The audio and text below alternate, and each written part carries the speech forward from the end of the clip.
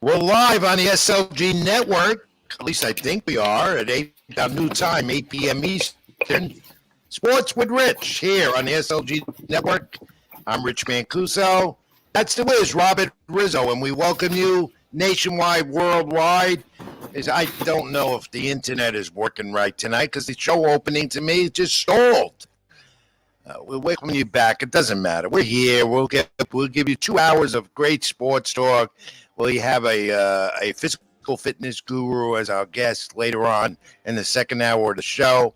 And so much more, of course. The fact of the week, I still got that Aaron Judge bobblehead to give away. And also, nobody beats the Wiz as always. I'll test the Wiz, yes or no, and let's see what he says. Last week, we weren't on, and we're back with you because we have our new time on the SLG network, 8 to 10 every week on Tuesday Night Live, and welcome you into all our supporters. And before we begin, I want to thank John Bain, who's been our producer on this network for the last 2 months, and John is no longer working with us right now. I'm sure John and I and Wiz will be meeting up with John again and doing some other ventures together. In the meantime, we wish John the best, thank him for all his help, and get us involved here on the SLG network and keep in touch with him on social media. All right, Wiz, we have Cal and we have Nick as a part of our program now every week, behind the scenes producing. Now, Cal, where did the Wiz go? Where is he? To my knowledge, he's having a microphone issue, so he'll be returning here shortly. But until now, you got me. So well, he's having a microphone issue, like I'm having internet issues. So it's not just him, but I can't do this show without the Wiz. Yeah, he should be hopefully returning here soon. He should be here hopefully soon. I'm waiting on him to come back. But until now, I'm here to bounce ideas off your brilliant brain. All right, Cal, we welcome you to the program, and with us every week, you'll be producing along with Nick on the SLG network with Sports with Rich. And I wanted to start the program with the Wiz because he's got a lot of views about the first topic that we wanted to discuss, and that's Fernando Tatis Jr. In the meantime, Cal, why don't we do this real quick? I don't want to lose anyone watching right now. To our great supporters here on the SLG network. Absolutely. My handles, of course, at Twitter at Rink786, Facebook.com, Rich Mancuso. The Wiz and I both write for LatinoSports.com. I am also with NewYorkSportsDay.com, among others. Read out columns in depth every week, every other day, whenever it is. Cal, why don't we do this in the month until we can get the Wiz back? Absolutely. He's like the Wiz, and he disappeared. I don't know why. Let's take a brief break until he can come back, log in. I want everyone to stay with us, and then we'll go right through. We have a full program ahead of 2 hours. Stay with us. Let's get the Wiz on. Let's give him some time. Back with you in a moment here with Sports with Rich. Sounds good. Doing bad, they gon' love you. Yeah. Doing good, they gon' hate you. Yeah. Look down on your come up, but to the hustle, stay faithful. Big goals by the rate full. Drip everywhere, that's wasteful. Accent color, that's tasteful. We front and center at the tape. Got 3-5 in my blunt. 4 extra mud in my cup. Yeah, I'm feeling that. I'm feeling that. I'm feeling that. I was out of luck. Yeah, now my money up. Yeah, they feeling that. They feeling it. They feeling it. Show her in the truck. Then throw it in the guts. Yeah, she feeling that. She feeling that. She feeling that. Niggas talking tough, yeah, till we pulling up. Now he feeling that. He feeling that. He feeling that. Save me a gold casket. My life been tragic. Good gas and blunts pass. Blow out a nigga head gaskets. Fuck boys, don't need them. Yo bitch crazy, better keep her. Yo niggas high when it's time to ride, but I bet that bitch start squeezing. Smoke sessions in the evening. Private chef and we eat it. It's a long way from voyeur to 4 years in Lamborghinis. Move different, can't see me. Only pictures ain't on TV. Tribe meetings and vibe readings. These face race like E.T. We had roaches in the kitchen. Nice rooms in the villa. Took the cards I was dealt, flipped them. I'm the one who do the dealing. Did so much of my own, baby, I don't give a fuck about feelings. Everybody got a lot to say, but ain't nobody came with it. Fuck it, I spend it. Had it, I lent it. Trusted some niggas, now I regret it. I can forgive it, never forget it. Niggas still out there, I ain't gon' get it. Yeah, this is it, I can't slow up. Niggas muddy from the pole up. Big sauce like a cold cut. You either hoe up or you gon' blow up. Got 3-5 in my blunt. 4 extra mud in my cup. Yeah, I'm feeling that. I'm feeling that. I'm feeling that. I was out of luck. Yeah, now my money up. Yeah, they feeling it. They feeling it. They feeling it. Show her in the truck. Then throw it in the guts. Yeah, she feeling it. She talking tough, yeah, till we pulling up. Now he feeling that, he feeling that, he feeling that. What a ghost mean power, you a star, Omari Hardwick. Seen a lot of hardships, we was taking long trips. Talking through the glass, gotta medicate with strong hits of ganja. Gotta watch how people move around you. My brother got sittings cause of snitch. Niggas dying over bitches, niggas lie like it's religion. If you been down, you feel me. Gotta keep applying pressure, double up, that boy can stretch it.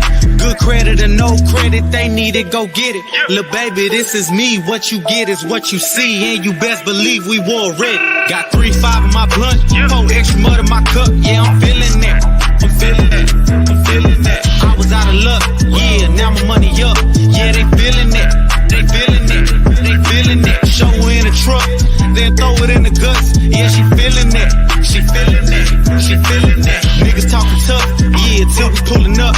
Now he feeling that, he feeling that, he feeling that.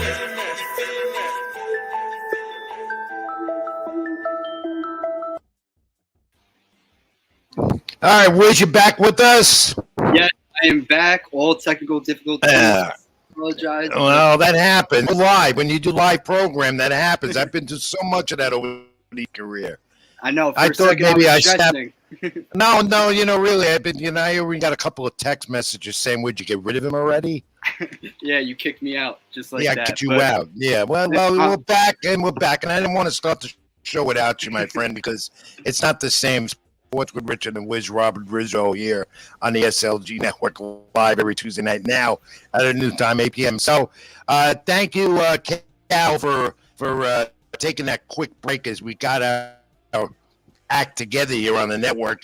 And it's going to happen. It happens from time to time. I'm sure people understand. Thank you all for staying with us. So, Wiz, let's get right to it. Let's talk about the topic of the week in baseball with Fernando Tatis.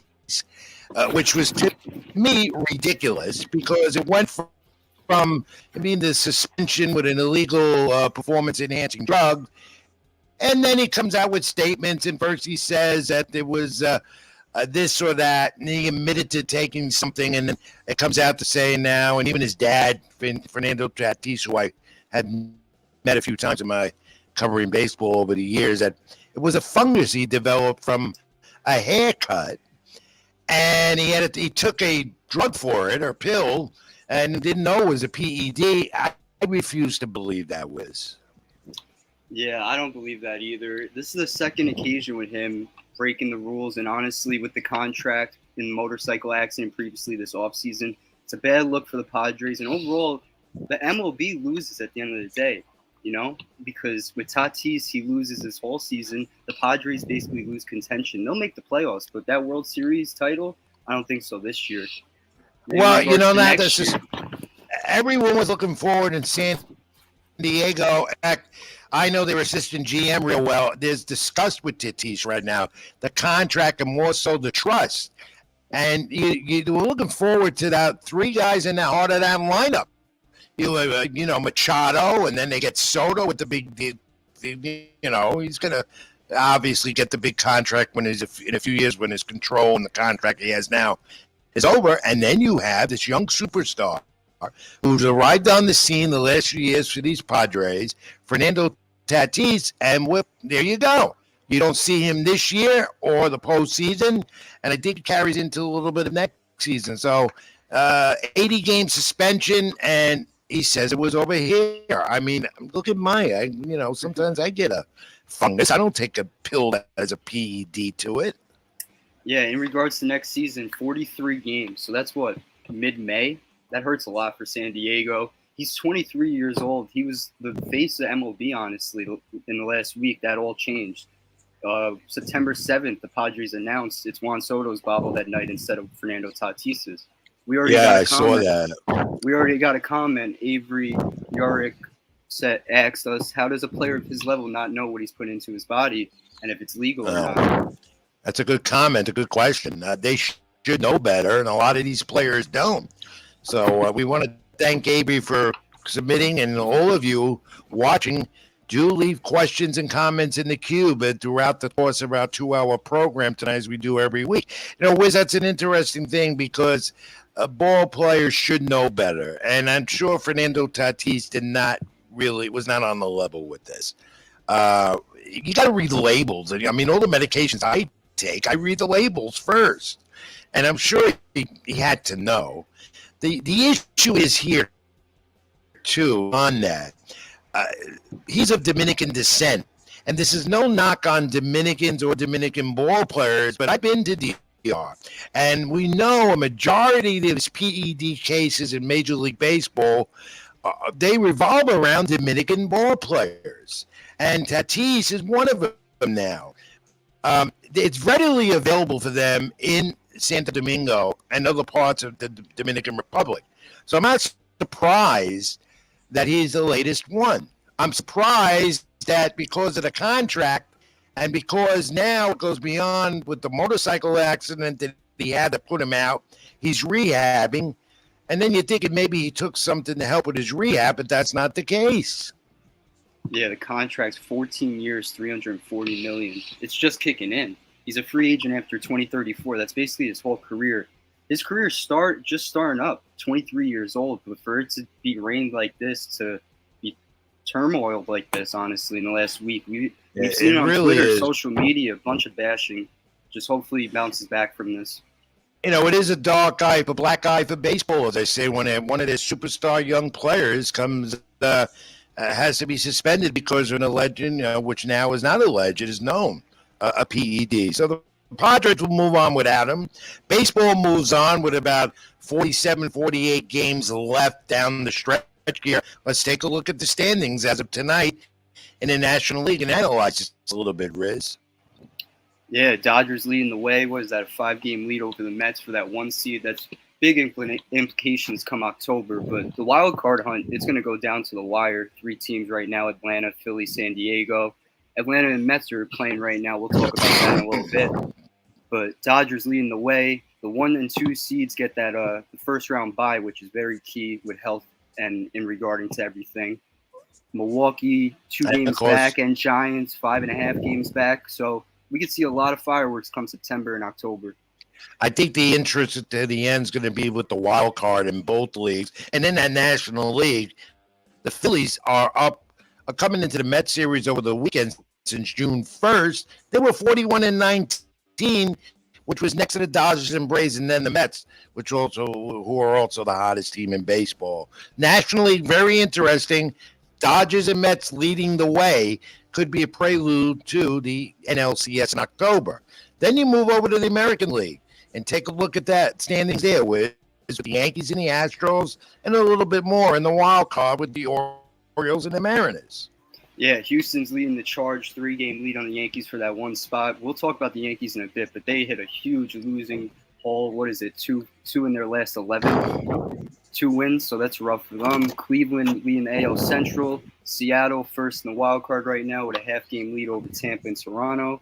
And Toronto has that final spot. I'm very interested to see how Baltimore goes down to September because what are they, a half-game back right now, and they're facing Toronto tonight. So that's going to go back and forth. And surprisingly, this young team is making a run for October, and the Seattle Mariners are making their run also. And that's a good young team. I've been watching them more often.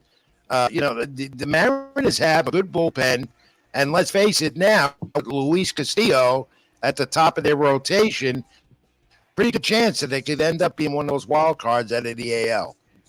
Yeah, that's a winning move, getting Castillo, and Yankee fans bring it up every other day.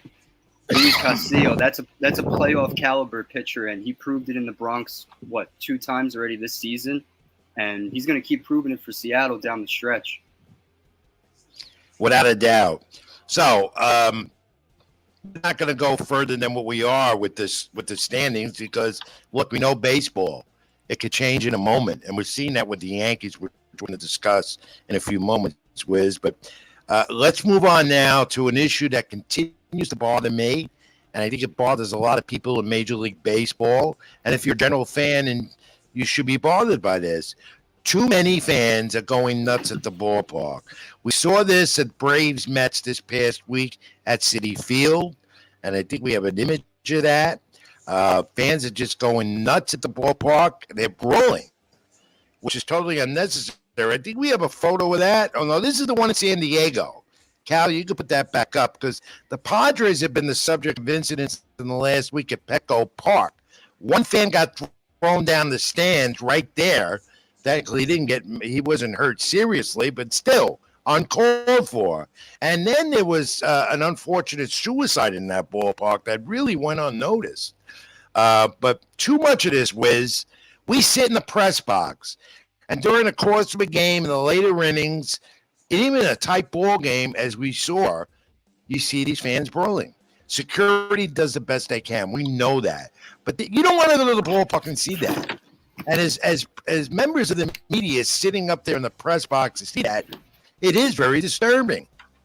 Yeah, it feels like every other game there's a fight. San Diego, St. Louis, New York especially. And when we enter October, it's just going to get worse. And for these security guards, shout out to them because they get there on the blink of an instant every time, stopping it. When fans throw stuff on the field, we never want to see that. But security, they're back on it every single time. So shout out to those guys. So what do? Stop the selling of alcohol and stop the consumption of it? You know that's not going to happen. Do that. There's too much money involved in that, too much income for the teams. That's not going to happen. So and with Mets Braves, that rivalry is shaping up every week. 4.5 game lead. 4.5 tonight. Yeah. So you see the intensity, and we have a video now of Mets Braves that fight. Do we have it? Oh yeah, fuck him up! Fuck his ass up! Oh shit! Woo! Disturbing. You know, if I want to see a fight, I'll go to a fight at ringside like I always do. Fans have to learn when you purchase a ticket, cheer and boo all you want. Respect the person near you, the people around you. Remember, there's a lot of young kids in those ballparks as well. But I don't know what they got to do to deter this violence. It's very disturbing. We show it not to encourage it. We show it's a problem to show and say, stop it. It's and I really don't want to talk about this much longer today or in the weeks to come on this program or even write about it because it's totally unnecessary. Right, let's move on to a ballpark and a team that's very fan-friendly. And you hardly see 54,000 a game there at Dodger Stadium, and you never see that stuff going on. Dodgers, the hottest team in baseball. And a lot of it has to do with this guy, Mookie Betts, Wiz. Yeah, Mookie Betts leads the charge. Every game he's getting a hit, homer, and doing stuff on the bases, on defense. In August, he has a .321 batting average. The Dodgers are 12-1. They have a 17-game lead in the division. They're running away with it. It's just a matter of them getting the 1 seed and home field advantage come October. Back to Betts. Betts proves it every season. He's already World Series champion. He wins multiple awards season by season. He's got the contract. He proves it each and every time he's on the field. Well, the Dodgers are looking to go to their 10th consecutive postseason, which is marvelous. And their third World Series in 3 years, which is another second in 3 years, I think. Another accomplishment. But they go down a pitcher, and a big one, Walter Buehler, elbow surgery.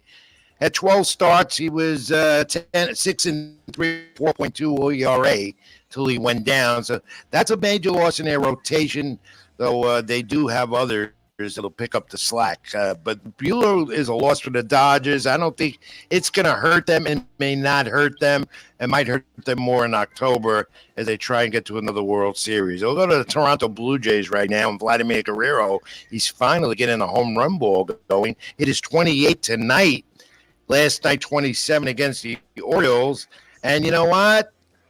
The Blue Jays are making a run. Not for the division. I still think the Yankees, they have that wide 10-game lead based on their good first half. The Blue Jays are making that run for the postseason in October. They could be dangerous. Yeah, and it's funny and weird how baseball goes. You fire the manager, and these teams get hot. Phillies fired Girardi, and they go on winning streaks. Blue Jays fired Montoyo, and they go on winning streaks. Back to Vladdy. Ben, 354, 35 hits his last 24 games. I think the last few days he snapped a 22-game hitting streak. So if he's hitting, the Blue Jays are going to be rocking. And this team in the National League, the Miami Marlins, they're not going to the postseason, but they got a young upcoming team that could be there in the years to come. You wrote about him on LatinoSports.com yesterday. Oh, today, Sandy Alcantara is vying for that Cy Young Award. He continues to do it. 7 innings against the Padres last night. And here's a stat about him that I love. His ERA is 2.52 versus clubs in playoff position. So the Marlins could be spoilers. And when Alcantara pitches, you better have your offense going and ready for him based off that ERA and what he does against teams in playoff position, Wiz.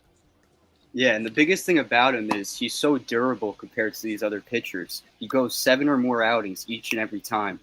If it wasn't for him, the Marlins wouldn't even be in the hunt for the wild card. I think they're 5.5 games out. So imagine Alcantara not there with them. They're 15-9 in starts with him this season, and he's had 8 outings with 7 innings pitched, 0 earned runs in those outings. That's young and a lot more. He's got a long way to go. Yeah. Check out my article on Latino Sports. There's a bunch of stats. Excellent piece of writing as always. Also, 15 of his 24 starts are the second best in MLB with an 1.92 ERA. That is unbelievably good. So more about him and the Marlins, and we'll keep posted on that. We move on now. Look at these Yankees now who are starting to flop. They may still win the division, but they need this guy back. Giancarlo Stanton, though he strikes out a lot, he is a big part of their lineup. That Achilles heel, they say he's working his way back, but when? And that's what the Yankees want to know. Yeah, they need Stanton back, and you see it with the lineup. As much as Judge carries them night in and night out, Stanton being behind him, it's a threat behind opposing pitchers every time. They work the pitch count, they get contact level hitting, they hit the ball out of the park. But without Stanton, they're home run reliant.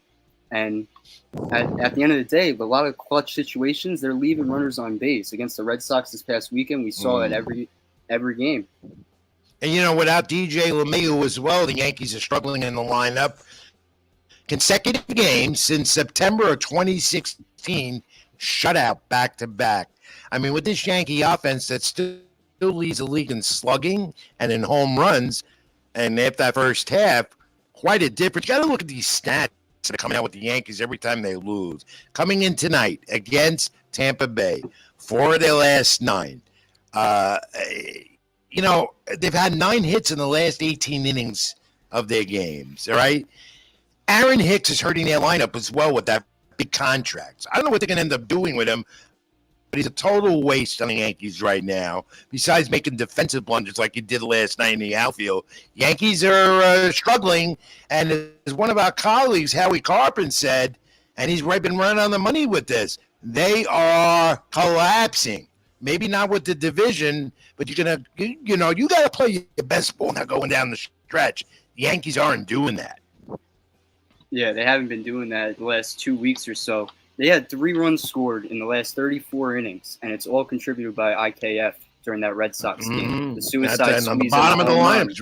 Yeah. 8-16 since the All-Star break, Wiz. 11-21 since July 9th. All right? Astros now have the 2.5-game lead on them for home field and best record in the American League. But Garrett Cole showed it's not the pitching. Last night he did it again. Garrett Cole, as the Yankees have lost 10 or 12 coming in tonight, wasn't his fault. Yankee starters have been generally pretty good. The bullpen not as good, but it's that offense. And baseball is contagious. We know that. They play every day. We know that. At any time, the Yankee offense can explode, but they're missing some key players. And remember, Matt Carpenter ain't in that lineup either with the broken foot. Yeah, it's a lot of injuries in and out of the lineup. A lot of lineups that have been moved around throughout the last week or so. We don't see the same lineup with the Yankees. And back to Cole, last 2 outings, he has 13 innings pitched, 14 strikeouts, no earned runs, but 0 run support. So as much as he's giving those solid outings, Yankees offense has to pick it up for him. And we're getting some comments on the cube as we encourage as we go. Hope to get to them.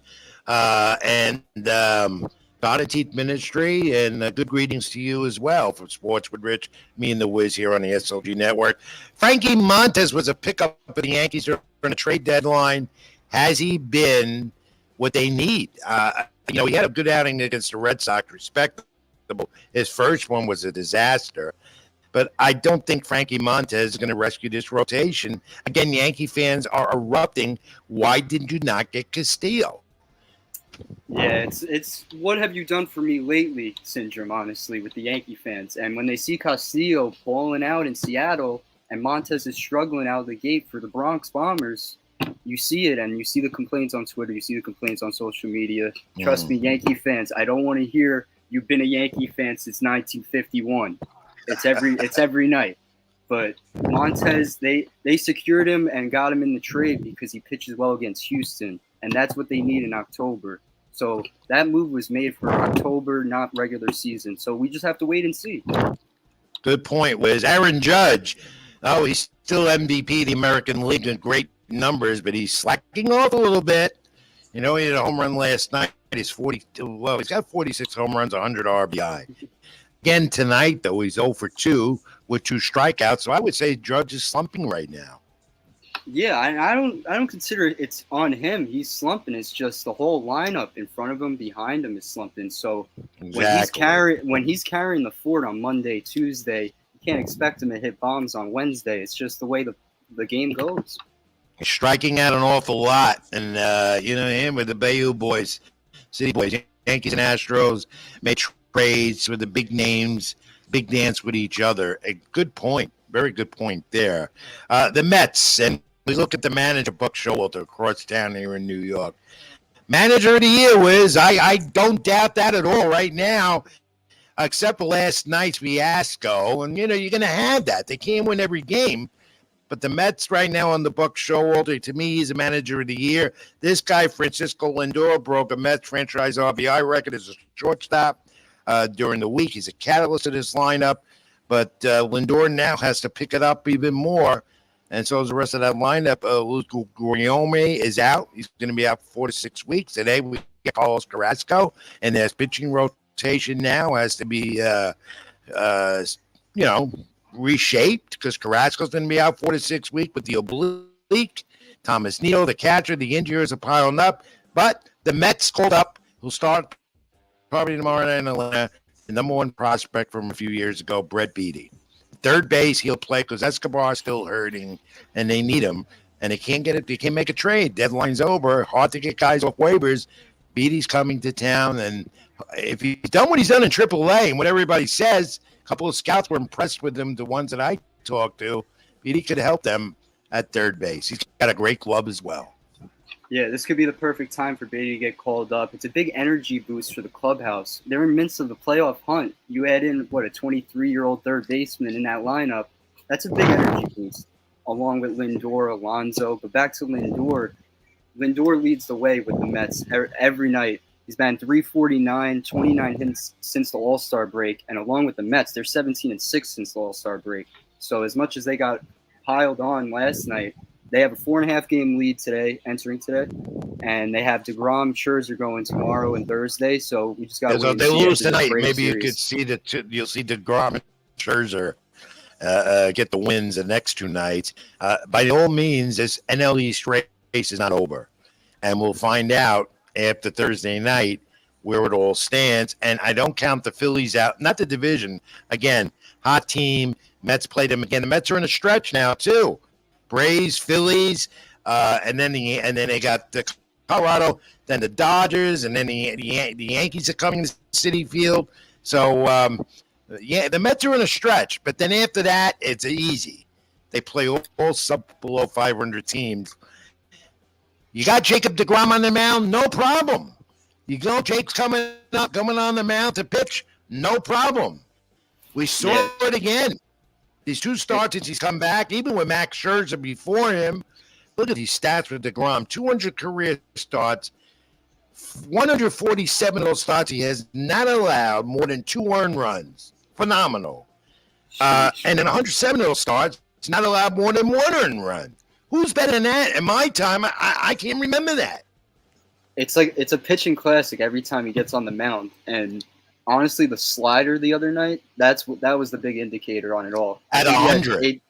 Yeah, he had 18 missed swing and miss on the 18. slider. It's unbelievable. You know, the thing that everybody's questioning, will he get hurt again?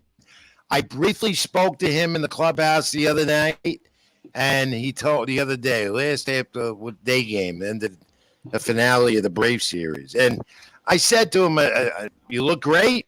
How do you feel? And he's going to say it's great. He's never felt better. Well, you know what? The Mets were very cautious with this. Bringing him back, he is healthy. I don't expect any elbow, shoulder, or arm issues.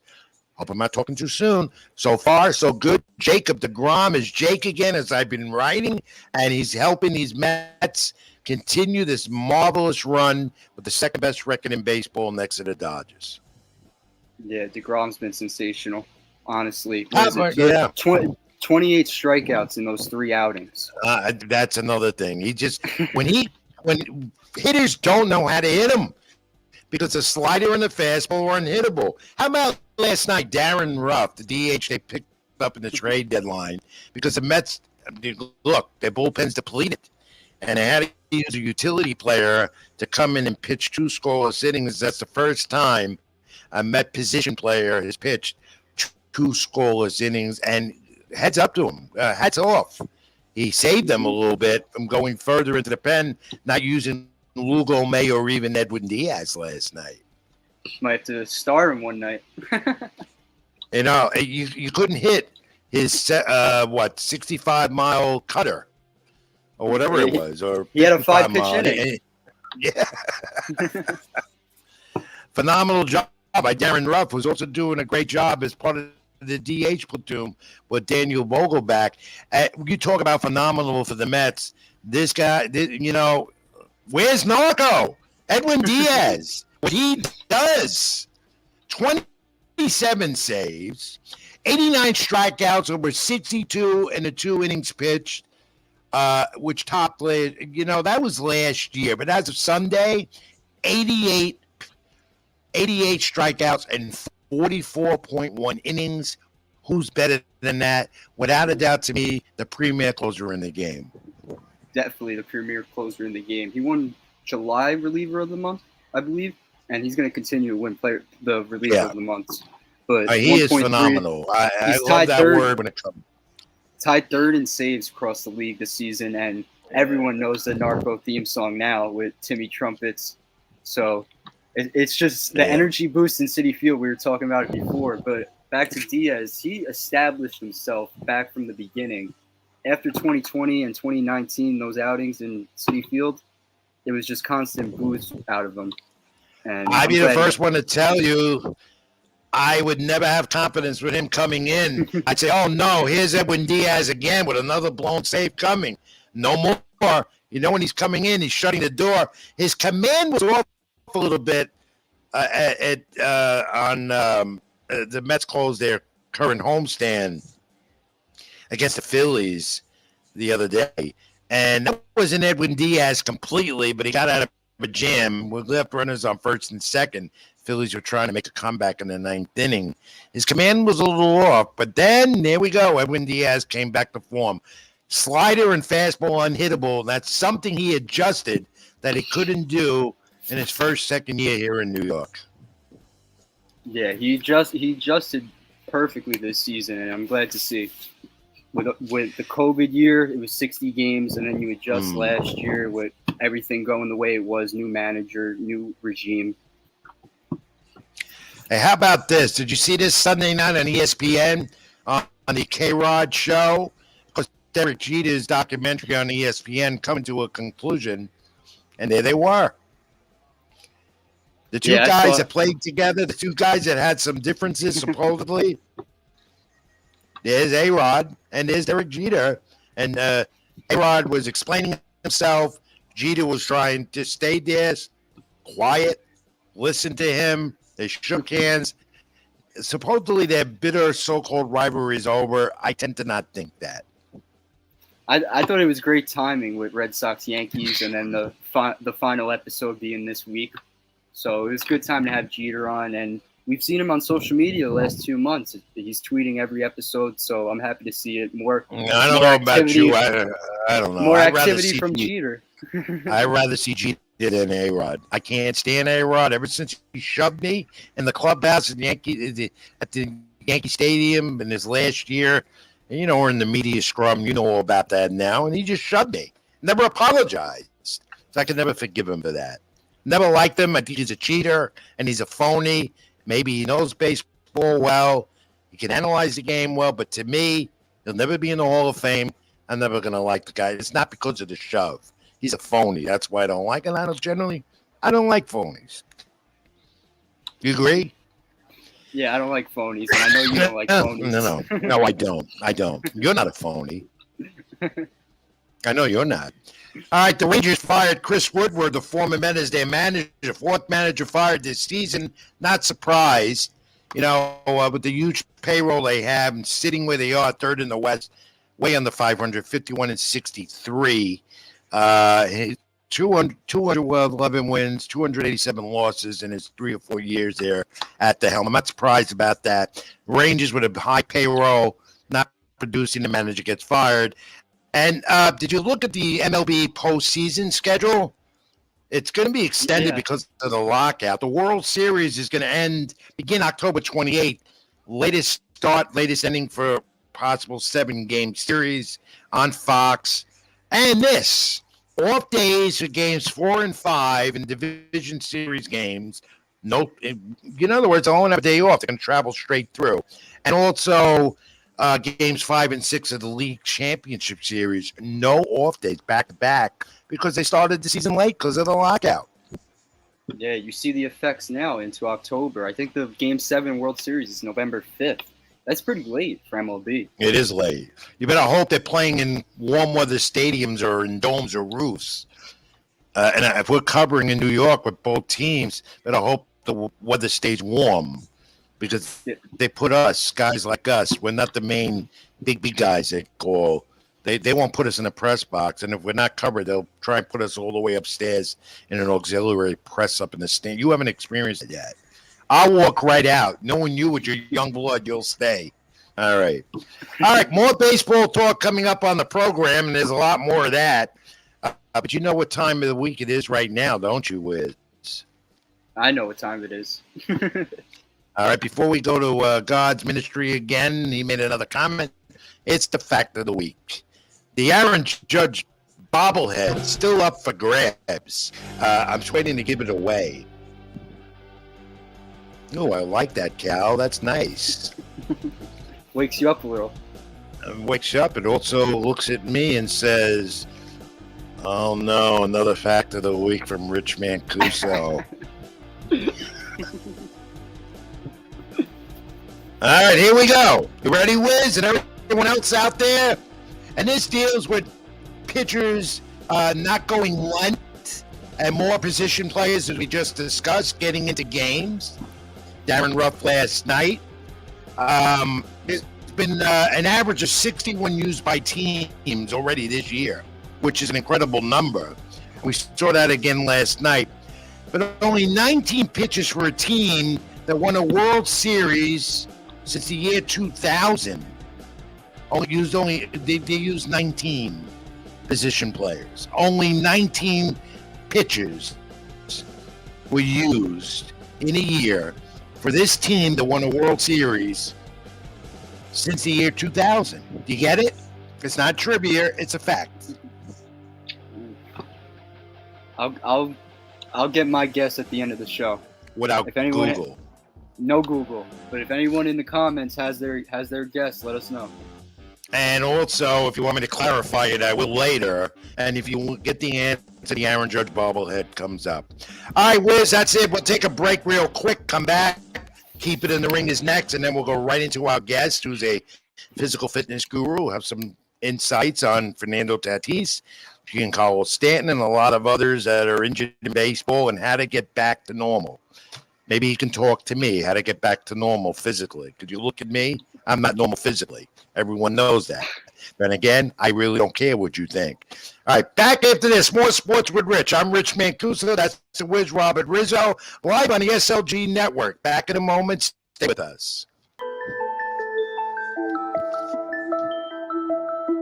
Doing bad, they gon' love you. Doing good, they gon' hate you. Look down on your come up, but to the hustle, stay faithful. Big goals by the rate full. Drip everywhere, that's wasteful. Accent color, that's tasteful. We front and center at the tape. Got 3-5 in my blunt. 4 extra mud in my cup. Yeah, I'm feeling that. I'm feeling that. I'm feeling that. I was out of luck. Yeah, now my money up. Yeah, they feeling that. They feeling it. They feeling it. Show her in the truck. Then throw it in the guts. Yeah, she feeling that. She feeling that. She feeling that. Niggas talking tough. Yeah, till we pulling up. Now he feeling that. He feeling that. He feeling that. Save me a gold casket. My life been tragic. Good gas and blunts pass. Blow out a nigga head gaskets. Fuck boys, don't need them. Yo, bitch crazy, better keep her. Yo, niggas high when it's time to ride, but I bet that bitch start squeezing. Smoke sessions in the evening. Private chef and we eat it. It's a long way from voyeur to 4 years in Lamborghinis. Move different, can't see me. All the pictures ain't on TV. Tribe meetings and vibe readings. These space race like E.T. We had roaches in the kitchen. Now it's rooms in the villa. Took the cards I was dealt, flipped them. I'm the one who do the dealing. Did so much of my own, baby. I don't give a fuck about feelings. Everybody got a lot to say, but ain't nobody came with it. Fuck it, I spend it. Had it, I lent it. Trusted some niggas, now I regret it. I can forgive it, never forget it. Niggas still out there, I ain't gon' get it. Yeah, this is it, I can't slow up. Niggas muddy from the pole up. Big sauce like a cold cut. You either hoe up or you gon' blow up. Got 3-5 in my blunt. 4 extra mud in my cup. Yeah, I'm feeling that. I'm feeling that. I'm feeling that. I was out of luck. Yeah, now my money up. Yeah, they feeling it. They feeling it. They feeling it. Show her in the truck. Then throw it in the guts. Yeah, she feeling it. She feeling it. She feeling it. Niggas talking tough. Yeah, till we pulling up. Now he feeling it. He feeling it. He feeling it. What a ghost mean power. You a star, Omari Hardwick. Seen a lot of hardships. We was taking long trips. Talking through the glass. Gotta medicate with strong hits of ganja. Gotta watch how people move around you. My brother got sittings cause of snitch. Niggas dying over bitches. Niggas lie like it's religion. If you been dying, you feel me. Gotta keep applying pressure. Double up, that boy can stretch it. Good credit or no credit, they need it, go get it. Lil' baby, this is me. What you get is what you see. And you best believe we wore red. Got 3-5 in my blunt. 4 extra mud in my cup. Yeah, I'm feeling that. I'm feeling that. I'm feeling that. I was out of luck. Yeah, now my money up. Yeah, they feeling it. They feeling it. They feeling it. Show her in the truck. Then throw it in the guts. Yeah, she feeling it. She feeling it. She feeling it. Niggas talking tough. Yeah, till we pulling up. Now he feeling it. He feeling it. He feeling it.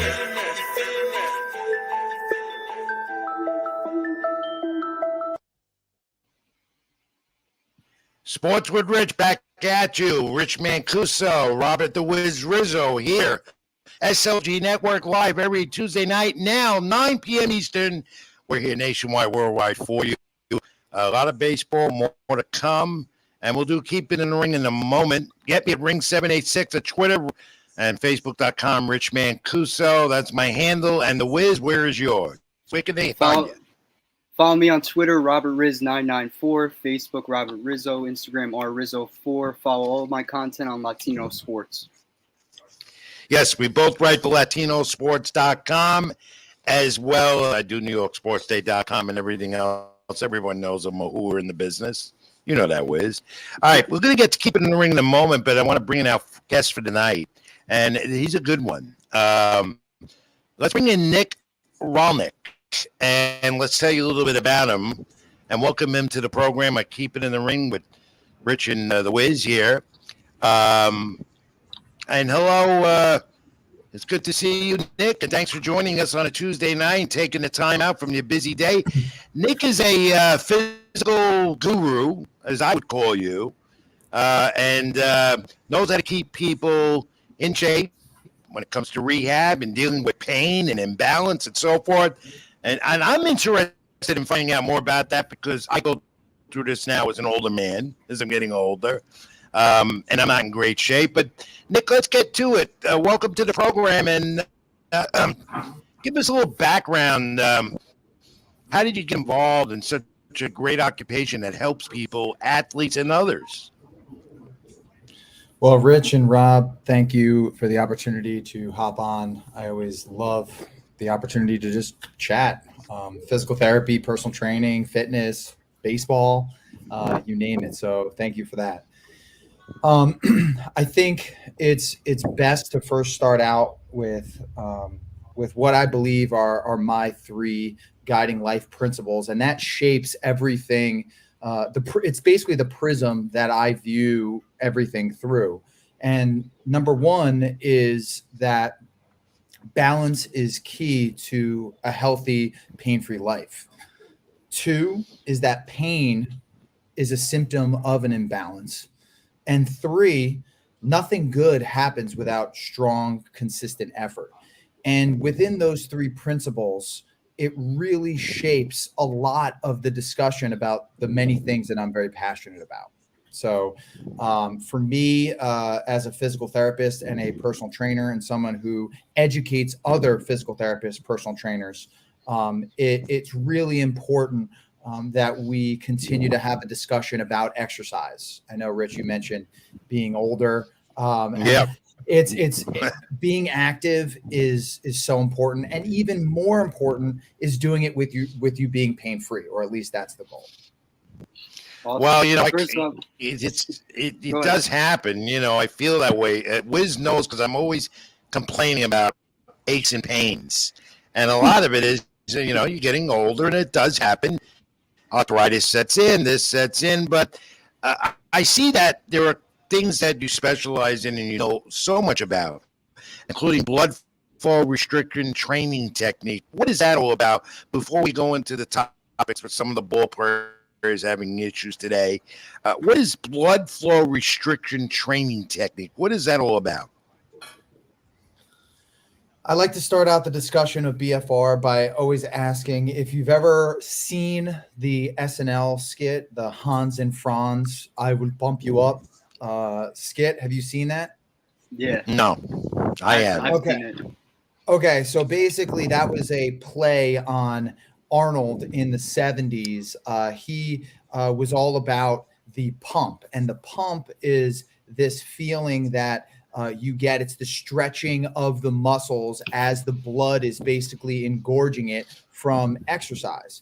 And the Hans and Franz skit was basically just playing upon that because Arnold correctly had said that it's like a euphoric feeling. Like at the end of a workout, you're like, oh man, my muscle is just, ooh, it feels like really tight. And back in the day, Arnold was a huge fan of getting the pump, and that pump.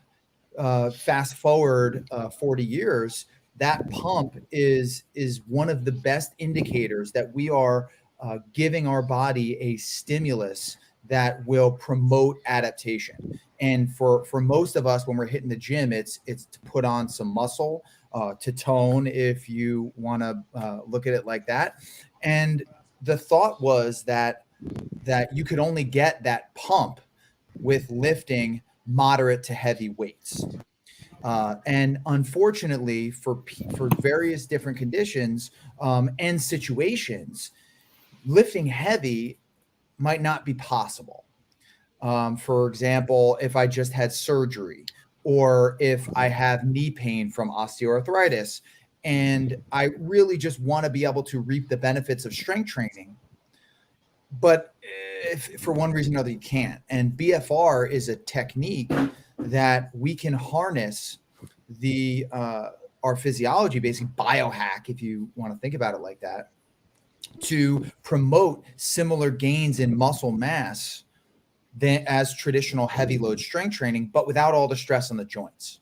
So that's basically Now, the 10,000 foot overview. Now, Wiz, before we get into with Nick Rolnick, our guest right now, about major league players, the injuries, and their attempts to come back and how they do it. Nick, you mentioned something very interesting. You bring up a lot: pain-free movement, the culture, but then you say the human performance mechanic. The body is like a machine, and I can understand that. But in your principles, your explanation of it, how do you comprehend that? Well, I think much like when you have, for example, like if, for example, like you have a car that's broken down, right? You don't know what's going on. It's not functioning the way that you need it to function, which is to drive. You take it to a mechanic, and the mechanic does a full body diagnostic, no pun intended, but goes through and spits you out a very overpriced bill that you're going to now have to pay for your car to be returned to you in working order. So I view the human body in much the same way, in that the body has evolved over these many years to be in balance from evolution and our lifestyles, et cetera. But unfortunately, our body is not programmed to recognize when there is an imbalance in the system. And so for me, my job as a physical therapist and performance enhancement specialist is to do that full body diagnostic and find out where the imbalance is and provide the remedy. And that's why I see myself as more than just a physical therapist, but the human performance mechanic. Because a lot of times people look at the pain and they're like, oh, my knee hurts. The source of the pain must be in my knee. But me as a spine specialist and somebody who sees what we call referred pain, that your knee actually might not be the source of the pain. So my job is to do that full body diagnostic and come up with where the likely culprit is, so you can get back to the activities that you love as quickly as possible and experience the joy of pain-free movement. And well, you answered that good. And now we're going to look at the current. You mentioned major league ball players with their weight training and what they do, and they depend on weights now because PEDs are basically out of the picture. So it's all weights and training. And I know they hit the gym, and Wiz and I see it all the time before a game in the back. They're either doing some weights or they're taking their BP or whatever. We have a couple of guys that are issues right now. Fernando Tatis. Let's get to that first. Do you buy the principle about this young man that he used a PED because he had a fungus? That there was a PED with the hair fungus sitting on a haircut, or is it a PED? Because all these years writing and talking about PEDs, I still don't understand one from the other. All I know is that they're illegal and they still use them. What does that do to your body? What does a PED do to someone's body? And I get a lot of young people ask me that question, that they want to use PEDs that could be available to them. And I tell them, no. What is it about a PED that got to be avoided? What is it? So first and foremost, I am not a medical doctor, right? I'm a doctor of physical therapy. Right, so we understand that. My expertise is in analyzing movement and prescribing movement for impairments. But I will say that, I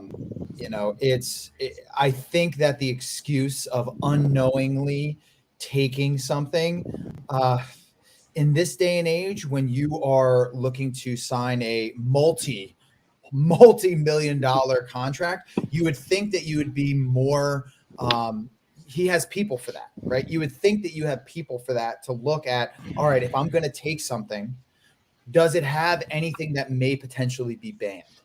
And I just find the excuse of not knowing something of a false flag. I think that he probably did know, and he just got caught because what they're trying to do. What? Oh, and then I'll get to what PEDs are. What did he? Yeah, I want to jump real. What I meant to ask too is about his wrist. The injury was a wrist. He broke his wrist on a motorcycle accident. He strongly rehabbed back. What does that entail? What did he have to do when it comes on your end to strengthen conditioning the wrist back to normal? Yeah, from the rehab perspective, it really ultimately depends on what his initial post-surgical precautions are. But the priorities of the physical therapist are going to be to, in the initial stages of his rehab, is going to be to reduce pain, right? Reduce inflammation, excessive inflammation that may lead to swelling, and then try to facilitate as much movement as possible if it's allowed. Sometimes it is, sometimes it isn't. Just depends on the surgery and the type of procedure and the timeline that he wants to get back. And then for me also, it's really important to appreciate that muscle atrophy happens very quickly. And this segues into the potential utilization of blood flow restriction training, because by 24 hours in bed rest, right, when we look at the quadriceps, for example, not the wrist, but a weight-bearing joint, it's fine. We're good. 48 hours, we start to see changes in our insulin sensitivity. And that basically just means that we have more blood sugar that's going to be circulating because it just can't get it. And by day 3, we start to see some visible signs of atrophy. And that atrophy is a symptom of an imbalance that's occurring within the body. And unfortunately, that atrophy is very difficult to get back once we lose it. So for the physical therapist, and if I'm working with an athlete or somebody that's looking to get back to their activity as quickly as possible, I want to implement strategies that can mitigate the loss of muscle tissue that might be in the surgical site, or might even be biceps, triceps, rotator cuff, etc. So it's staying active and it's prescribing exercises within the post-surgical precautions that we can help keep that athlete in somewhat of a condition. I would also be having him exercise cardiovascularly, because if we're not exercising, we're now increasing the inflammation in the body, which is going to make it harder to heal. Cardiovascular exercise can help down-regulate that inflammation. And I would also hit heavy strength training on the opposite side, because what happens is when we have an impulse from our brain, that will, even if we're moving our right hand, right, that impulse will travel down the spinal cord, and our left hand will still get the what we call a crossover, some spillage from that signal that we're trying to activate in the opposite arm. So if we have an injured arm, right, I can really try to work hard on my right arm or the opposite arm, and I'll still get some overflow to preserve some strength. So those are the initial priorities of the physical therapist in acute injury like that. And then as they progress to have the more load that can go through the wrist, for example, now we're working on what we call proprioceptive exercises. So these are exercises where we're trying to coordinate the wrist position in space and also deal with all the different triplanar movements or two-plane movements of the wrist, so he can then be able to swing a bat, throw a baseball, etc. And then that transitions to high intensity strength training of what we would traditionally expect in an uninjured individual. I just learned a lot on that, Wiz. Yeah, Wiz, here's coming about. Yeah. Great answer. First off, thank you for joining the show, Nick, known as the Human Performance Mechanic. I just love that nickname to begin with. BHPM for short. There we go. But with MLB players, we see guys that are 6'4", 6'5", 6'7", Aaron Judge, and they constantly have back problems. And I don't know if it leads with the weightlifting, but how are guys like Judge, Trout, Harper able to balance the weight training and the physical attributes throughout the game? That's a great question. It really comes down to understanding the demands of a baseball season and how weight training can actually fit into it in some capacity. And I think that there are a couple different strategies that can be implemented. I know that some professional athletes have been very public, for example, about their use of blood flow restriction training during their in-season strength training, because they when you're playing 162 games, or you're midway through and you're playing 5 games a week, right? That could be very, very stressful on the body. And you want to make sure that as the strength and conditioning coach or the physical therapist who's also working in conjunction with the strength and conditioning coach, that we're not prescribing exercises that are going to further hinder the athlete's recovery.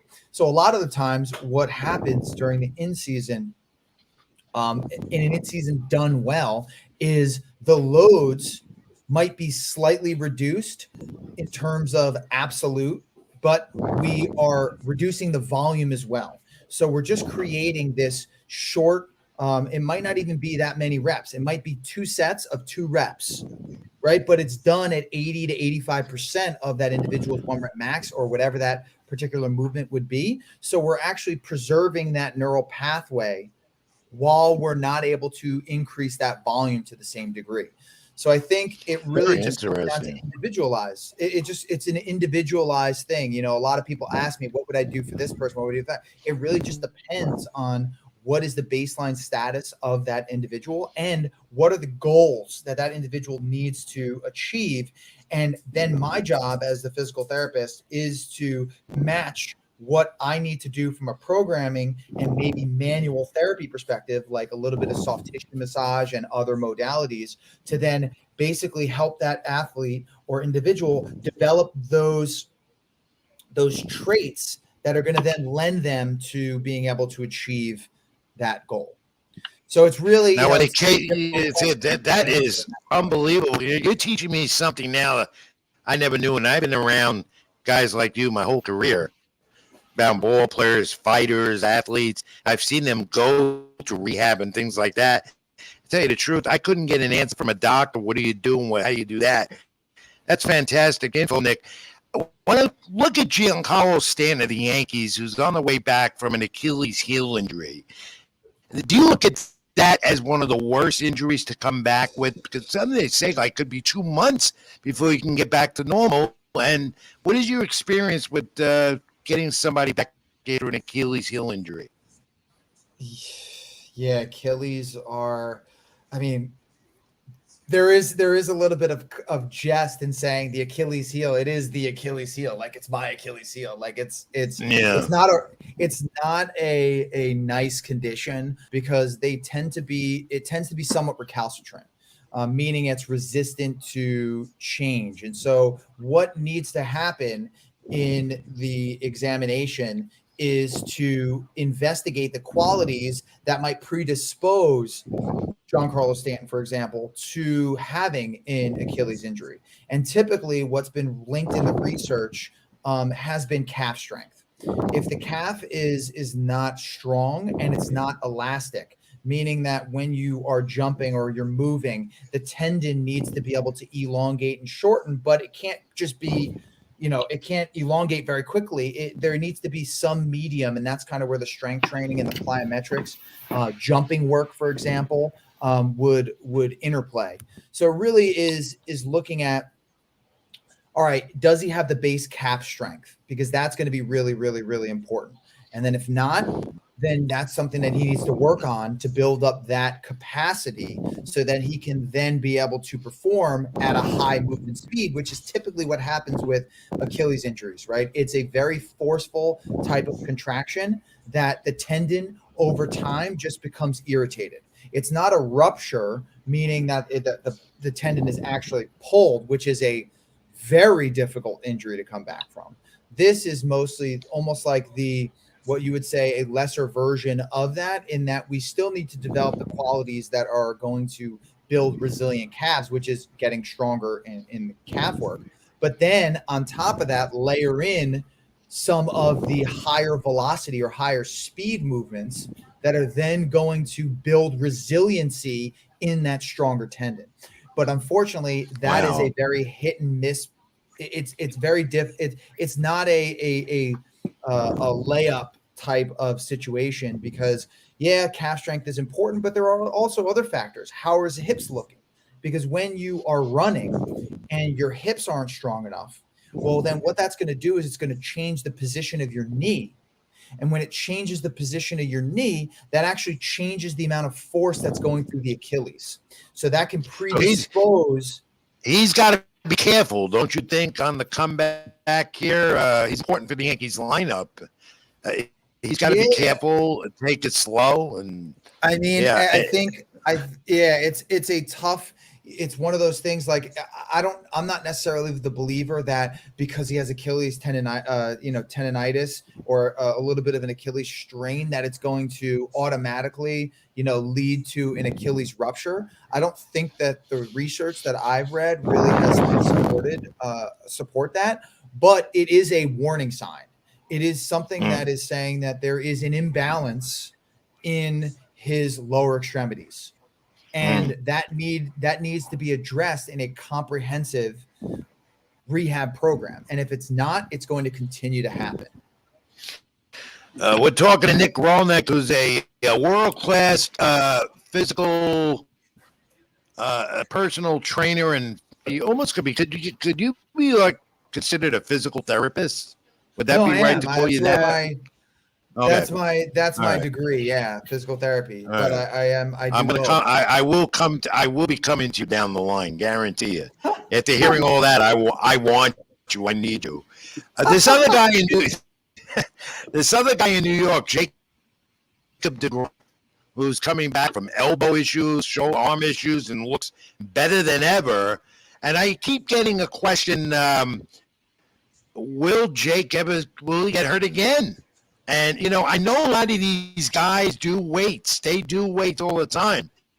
I don't know if Jake is doing that like that. Jake's injuries were severe enough to keep him off the mound for a year. Can you see a recurring issue with Jacob DeGrom with the elbow and the arm based on all the rehab he did the past year? Or is he back to 100% based on what we're seeing with his performance on the mound? I mean, listen, anytime you're delivering a triple-digit fastball, the amount of torque on that elbow is tremendous. I don't care how much physical therapy, strength training he does. It's going to stress the elbow, right? And the shoulder by proxy, because if the elbow is additionally stressed, then certainly the shoulder is going to be additionally stressed. So I think, listen, he's a monster. He's very talented. He is throwing a very hard and very fast baseball. And so just from an outsider's perspective, I think that, who knows? It could be, I don't have any idea what they're doing to address some of these issues that he's experiencing when pitching. But I will say that, the body we've developed to be very specific, right? Our adaptations that we strength train, that actually, yes, it sets the foundation for our ability to do other things. But if we need to adapt to a high speed environment, we're not going to really adapt as well if we're strength training with very low loads. So there needs to be in any sort of program that he'd be involved in, there needs to be some speed work that is done. Now, whether that's delivering a different type of baseball that might be slightly less than the current baseball, I wouldn't necessarily go more, because that will increase the stress on the elbow. But being able to temporarily deload, but still able to get the ball moving and keeping what we call the similar kinematics or the motion of his delivery would not be altered to the same degree as it would be if you were lifting a heavier baseball. I think those are all things that are really important and are probably being done by the physical therapists that are working with him. So yeah, he just seems like he kind of just in and out, but yeah, he's talented and he's fun to watch. And Nick, we're running out of time. Go ahead, Wiz, because I got to ask him one more question. Go ahead, get yours in. Okay. But in regards to DeGrom, we see it with Cole. We see it with pitchers across the whole league. Before games, before outings, during practices, everyone's using bands, some type of rubber band on a fence, on a gate, on the dugout.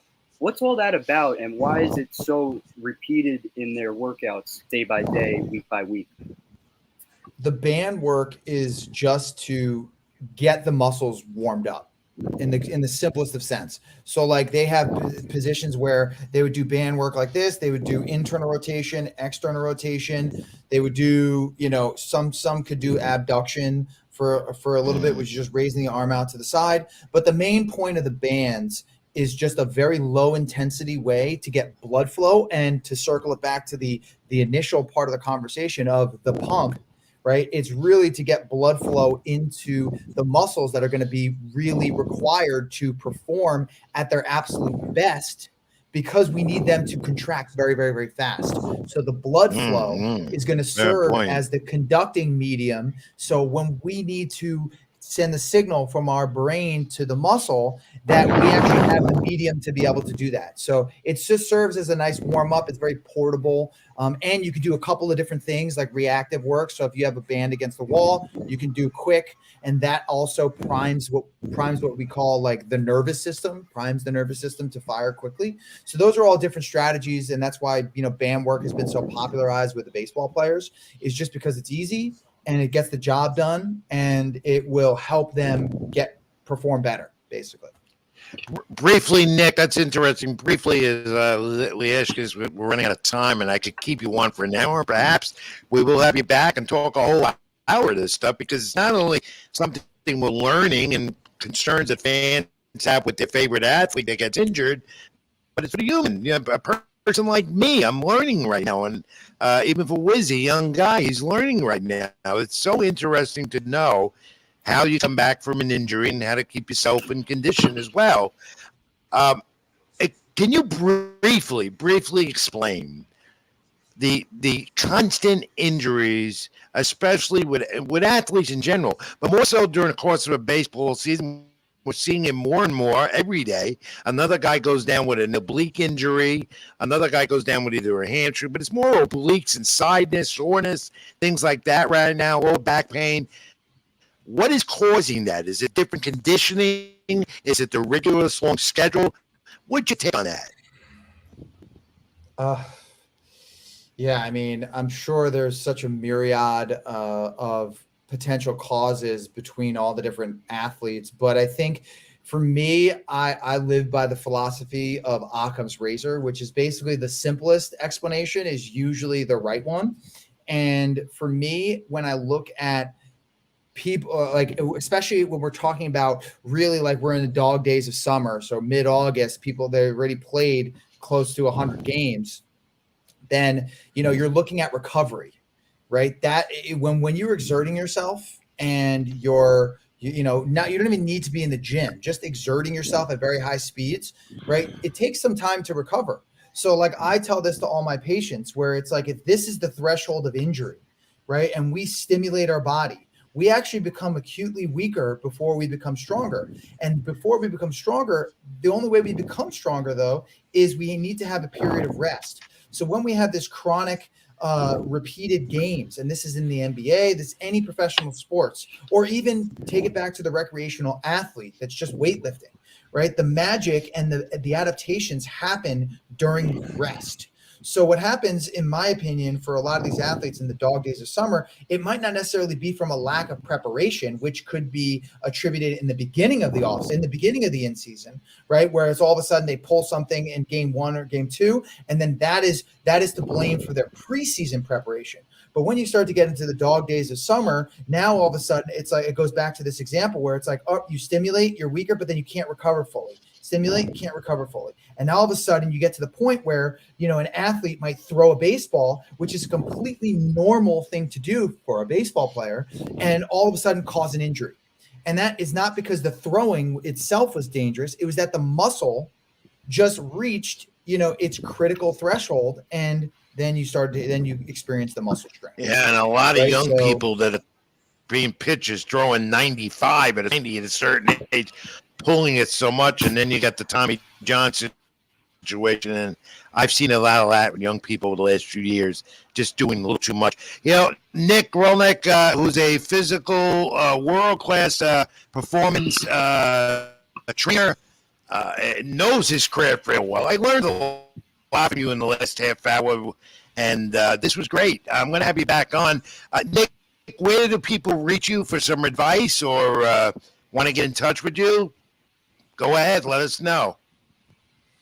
Yeah, I think obviously my website, my clinic and personal training website, www.thehpmny.com.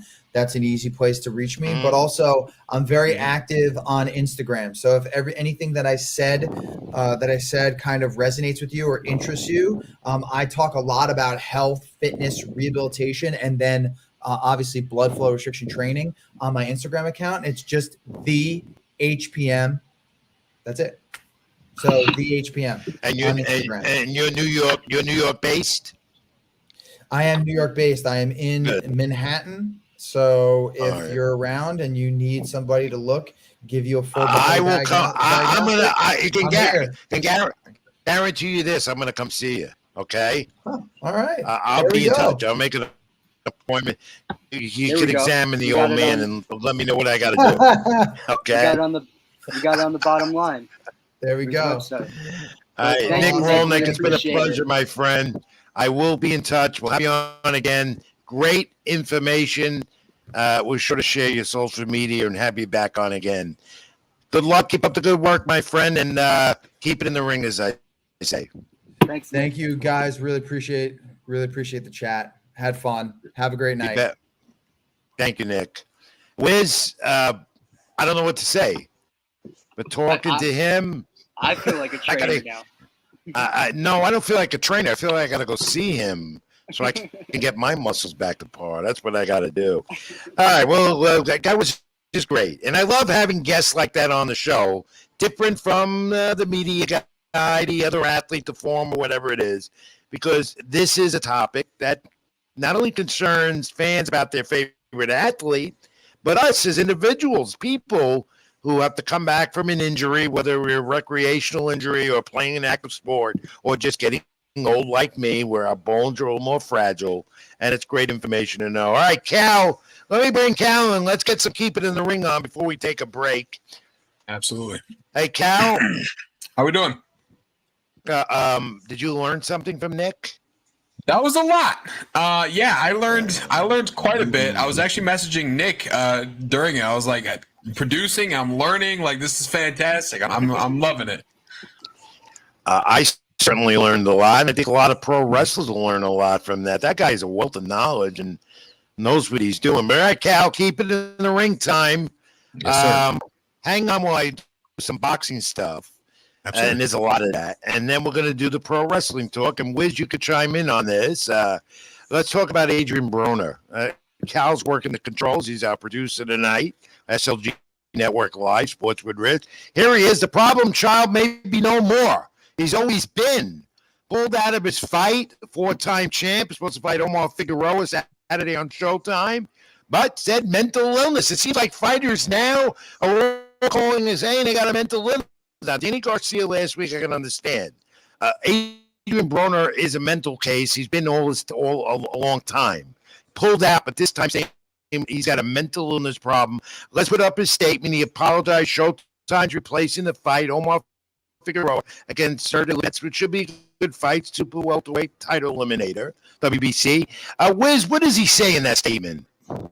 Yeah, he's basically summarizing and apologizing to all his fans about mental health being real, and he's not playing inside the ring. I've watched a lot of people die playing with their boxing career, and he doesn't want to be one of them. So he just saluted his fans and said, "Stop it! I don't even want. I don't want to hear anymore." And you know why? He's a problem. He's been a problem from the beginning. He's given every promoter an issue. He's given media guys like me an issue. Never answers the question right. Has a foul mouth.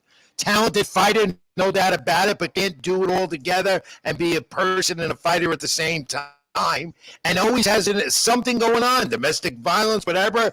Hopefully, this is the last we've seen of the problem child, as we think he's called, Adrian Broner. That's it. You know, that's enough of him. Look at a guy who claimed he had mental illness. Look. I'm not degrading the issue of mental illness. I wrote about it. All right, depression and anxiety among people today, athletes and regular us. 9 out of 10 people, and some won't admit it, get help. Have it. Okay, and this guy Teofimo Lopez, who almost died in the ring because of a breathing issue, and has had some personal issues as well. Well, let's look at Teofimo and his fight this past Saturday on ESPN. He's back to take over now at 140. Easily disposed Pedro Campa with a right hand that's powerful. He's made it known. He wants to get all the belts at 140. They're looking at Ryan Garcia. I don't know if that's going to happen so soon. But Teofimo is back. The comeback, he says, at 140. 40. This 19-year-old, no problems. Xander Zayas, top-ranked junior middleweight, undefeated, 14-0, 10 knockouts, fifth-round KO on Saturday. He is the next Latino boxing sensation coming out of the top-ranked stable. A marvelous young man, handles himself well, and a magnificent young fighter going places. Now, 14-0. Congratulations to Xander Zayas on his latest win. I can tell you, I've been with him personally. I've been around him. Just a great kid. Top Rank's going to build him as the next super Latino superstar, and he has the potential to do that. And could be as good maybe as Felix Trinidad and Miguel Cotto, two of the Hall of Famers that they were a part of, Top Rank. All right, Tyson Fury has said he's retiring. Then he says he's not. Now he's still on his throne and says he's retiring, but the WBC want to know for sure by Friday if the 34-year-old WBC heavyweight champion is officially retiring. If not, they'll strip him of the title. And Fury and everyone else will be looking Saturday at a heavyweight title fight rematch on the Zone in London. Joshua, the rematch for the unified titles, WBA, IBF, WBO, the alphabet soup, 100 to 90,000. Some of my fans will be watching that rematch. If Joshua doesn't fight like he did to win the title the first time against one of the Klitschko's, then he's not going to win this rematch. And Usyk will continue to go on. Of course, Tyson Fury, again, will look at this because he wants to fight Joshua. So we'll see how that goes. That's this Saturday. Busy boxing weekend coming up on the Zone and ESPN with Top Rank as the WBO Featherweight Championship. Emmanuel Navarrete, that's Saturday on ESPN. That's an exciting fighter in the featherweight division. If you haven't seen him, do so on ESPN this weekend. And the generation fight has been signed in the UK. Chris Eubank Jr. and Conor Benn has to be at a 158-pound, 0.5 catch weight by October 8th is the fight. This is a generation fight because both Eubank Jr., his father was a champion, and Conor Benn, Nigel Benn's father. Nigel Benn was the father. Both of them were champions, had a rivalry, and now the two sons will go at it finally. That on October 8th, officially announced this past week. And the purse bid for the WBA lightweight division, light heavyweights, Dimitri Bivol and Gabriel Ramirez coming up. In the purse, $450,000 for the champion, a little less for the challenger, Gabriel Ramirez. That's going to be a good fight to watch. That's coming up definitely in the late fall, early winter. And they're talking strongly about finally making the deal. Terrence Crawford and Errol Spence Jr., 147 title, undisputed, finally coming up for grabs. Who is going to be undisputed there? Riz, do you have a pick if it does happen? I'm going to go Crawford. That's my pick. Oh, no, I like Spence as much as I Crawford. How about you, Cal? Say Crawford. I like Spence. I like Spence a lot. I mean, my internet's doing the thing now. Both are fantastic fighters, but I give Earl Spence the edge. Both undefeated. Yeah, I mean, both of them are undefeated. Both of them are the top two fighters with Canelo Alvarez in the world, and they haven't signed it yet, but they're close to doing it. PBC pay-per-view, obviously. Showtime or Fox will do it. That's coming. They're gonna announce that fight. I heard from a source that's imminent. They should be announcing it maybe this week, early next. All right, a lot of boxing going on at the height of the summers as we get ready for September, and as I call the boxing season, already picked up. All right, Cal, keep it in the ring continues. Wiz, listen in. We'll do. We've got. Oh, don't call me Sir Cal. I hate when people call me Sir. I know it's respectful. Yeah, that's on me. I work in sales too much. Is that what it is? All right. Yeah, it's a salesman thing. Yeah, that's on me. Just don't call me old man. That's when I get angry. Wiz, chime in before we go. Wiz, you got any UFC news? As of now, I do not, but we're looking forward to November 12th. As of now, I do not, but November 12th, Adesanya fighting at MSG, New York City. Big event. You want to go to that? You want to go to that? I would love to cover that. That's in the works. This time, UFC 281. This time I could say, leave me home. All right? And you know why. Will do. I do not like you. That's why I don't talk much UFC on the show. I leave that to you. I don't follow it because I don't care about it. I'm a boxing guy. And I'm a pro wrestling guy, Cal. You know that. Absolutely. Let's look at Drew McIntyre. Take a look at him. He's got a lower back pain, but he's still on for, what is it called? Castle what? What is it? Clash at the Castle in the UK. A Clash at the Castle. Now, it's still on with Roman Reigns, and the talk is what's going to happen there. Does Reigns lose the title, or is he going to lose it to Damian Cross? At least one of them. Because Triple H is making a lot of changes in creative there. Yeah, I mean, when it comes to Clash at the Castle, if you're gonna take the titles off of Roman, or if you're gonna take one of the titles off of Roman, and you're gonna give it to another guy, giving it to Drew McIntyre, who's the most popular overseas wrestler in the WWE, and having it be there and giving him his moment in front of a crowd, because the last time he won it, it was the COVID era where they didn't have any fans in the arena. Giving him his due diligence. If you're going to give him the title, now would be the time to do it at Clash of the Castle. But rumor has it they're trying to find a way to insert Karrion Kross into the main event of that match. Yeah. That way they can split up the That's titles. what I've heard. Have, Triple H is bringing back a lot of his old friends, changing things around. What do you think about what Triple H is doing before I talk about Damian Priest and Judgment Day? I will say this, because a lot of people were not happy with the Vince McMahon product of WWE as it was. There's a new breath of fresh air in the WWE as of late with Triple H running it. The creative feels different. I want to watch Monday Night Raw. It's so different. It's better. Listen, I feel like a little kid again because I'm excited Mondays at 7:00 now because I get to watch wrestling and it's genuinely good. And I want it in the 3 hours move better. It's more interesting. Yeah. Usually it's switch and turn it off. Now you got to watch it. There's a definite change with Triple H creativity. No more Vince. It's Triple H, and giving the fans what they finally want, and more of it's coming. Including Judgment Day. I like what they're doing with Damian Priest. I love it. He's a local guy from the Bronx out of here in New York. I met him a few times. Who's going to be the newest member of Judgment Day? I'm getting a lot of questions about that. Well, there's a lot of people that could join. The most obvious answer would be Dominic Mysterio, the son of the legendary Rey Mysterio Jr. Yeah, that's what I'm thinking. Yeah. But I wouldn't be surprised, maybe a little spoiler for some people, I wouldn't be surprised if Edge somehow found his way back to that group. They booked themselves into a weird scenario. I wouldn't be surprised if Edge somehow came back and was somehow always behind the scenes with them.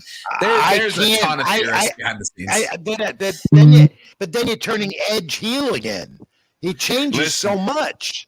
Yeah, he's the modern day Big Show. He goes from face to heel, back and forth, over and over again. It's a sight to behold. That's like me turning heel on the Wiz and turning babyface on the Wiz in 5 minutes, which he knows I can do. I think it's ridiculous. I don't know, but I hear Beth Phoenix maybe teaming with Edge, or they could do what is it? They could do Priest and Rhea Ripley. Ripley, who I love. She's my favorite. Love Rhea. I mean, I go out and have a glass of wine with her in a minute if she asks me.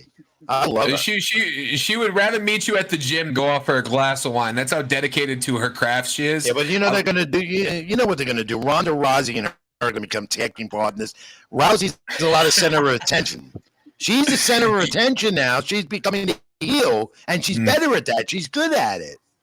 Yeah, when you have a braggadocious personality like that, I feel like being the heel is just easier because it's who she genuinely is. She's not a bad person, but she's braggadocious, and it feeds off that personality. Yeah. So, I wish some enthusiasm would keep it in the ring and the wrestling. You know what I mean? He just sits there and he nods his head.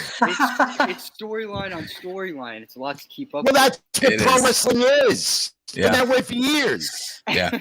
That is, but I agree. Look, I agree with Triple H doing his part. All right, that's what I want to know because guys are SummerSlam with the bulldozer, and that was crazy. I would never expect that with Vince. You know, Cal, he watched that without me. He watched it with his friends, as always. Anyway, Hey. Theory. What I about knew he was Theory? coming. Yeah, you know it. Theory. What's going on with this briefcase in him? I've yet to know where they're going with this. Man, this is the toughest storyline, and I had like in this scenario, I'll say in Triple H we trust because I'm not 100% sure what the end goal is. There was rumors that there might be a match for the briefcase, so like it might have somebody that they prefer to go into the world title scene now. Face Theory, go over in that aspect, and then take the briefcase off of him to cash in. I've heard rumors about Dolph Ziggler, who's a vet that's been in the WWE for a long time. He's a fantastic worker, and he deserves it. But right now, it just feels like I'm pretty sure, if I'm not mistaken, there was a stat I saw the other day. Theory has lost all but 2 of his matches since he's won the briefcase. He has no winning momentum, but that's kind of what WWE tends to do with Money in the Bank briefcase holders. You know, and Triple H is giving them their names again, and he's reviving that tag team division again. Yeah. Which had been dying, which is great. Now, a lot of talk about Bray Wyatt as we close WWE. Yeah. We'll go to AEW real quick. Bray Wyatt, is he coming back as the Fiend? He's coming back. Is it going to be Bray Wyatt or the Fiend? Well, I mean, there's still speculation whether it's WWE or AEW. He's going to come back, I'm assuming, to WWE at some point. The Fiend was the highest. Back WWE, yeah. I hope so. Yeah. The Fiend was the highest selling profit maker as far as merchandise goes for WWE in their history, because so many people loved the idea of Bray Wyatt's creativity coming to life. And there was championship replicas, there was masks, there was gloves, there was T-shirts, the whole 9 yards. If he comes back to WWE, he'll be fantastic. Yeah. You know, I thought he would be the next Undertaker. I think he's coming back. I really do. Maybe not as big as the Undertaker, but he's coming back. By the way, Cal, what's with the hood? I mean, you and the Riz should get together because he wears hoods like that all the time. Yeah, it's cold over there. What is it with the hood? Not cold, actually. Yeah, cold. My AC is cranked to 65 in my apartment. I love it cold. Yeah. I love it. And the Wiz wears a hood too all the time. Sure. I always talk to him. I FaceTime him now because I want to know if he's wearing a hood. Gotta stay cozy. You have to. It's just a comfort thing. I'm not 100% sure why. All right. Anyway, we'll talk about that another time. AEW. This has been coming. I knew it was coming. CM Punk and Jon Moxley are gonna wrestle for the title, and I think that's great. They know each other. I think they've wrestled each other twice. So I think this is great. So that's coming. Yeah, and that's a great thing for AEW because they need that, because to me they're a little on the downslide. Yeah, they got hit by the injury bug. So like Adam Cole, Kenny Omega, CM Punk. You know, if you name a top superstar, they probably had an injury at some point in AEW. I love the CM Punk versus Jon Moxley match that we're probably going to see coming up at All Out. The internet, however, loves to make fun of AEW because that's 2 ex-WWE guys at the top of an AEW card. But I don't know why. I think it's great in AEW. It is great in AEW, and I think wrestling fans should take a step back and just be appreciative of the fact that we have 2 quality wrestling products now instead of just one that's monopolized and not as good. So I tell you one thing, you're going to see a bloodbath in that match. You're going to see that, and that's what Triple H is starting to do more in WWE, and that's what you got to do. I mean, I grew up watching bloodbaths. Terry Funk. I saw it with Bruno Sammartino, Terry Funk. Absolutely. These guys bled all the time. Wiz, do you bleed? Huh? Do you bleed? You bleed. Yeah, I bleed. In other words, if I hit the top of your head, will you bleed? Yeah, it will do damage. Yeah, all right. You know what? Cal, he can't even take a needle. He takes a needle, he turns his face. We went for a booster shot this couple of days ago, and all I heard, I'm afraid of needle. No.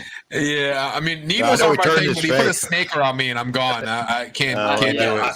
Yeah, I agree. Oh, with no, that. I love snakes. I love snakes. I could have one around my neck. I love do it. snakes. I'm a desert boy. That's what I love to do. Anything that moves that All right, fast Cal, without let's- legs is the devil. all Swear right. to God. It's just like Jake the Snake. We finished keeping the ring this week.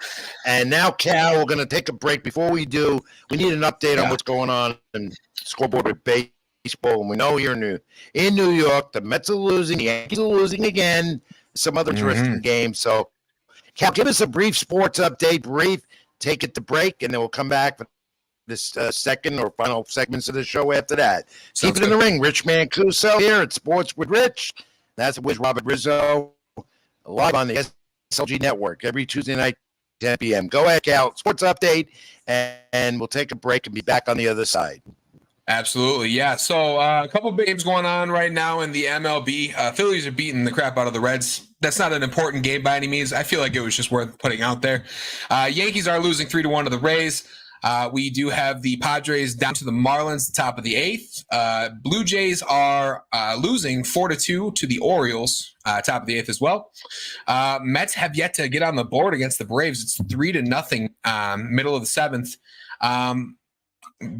Dodgers Brewers, another important playoff implication game, 2-2, top of the 5th. Astros are up 2-1 over the White Sox in the bottom of the 4th, and the Cardinals are up 3-2, the bottom of the 6th over the Colorado Rockies. I'm going to throw you a quick intro for the show, and then you will see Rich and Robert back after this break.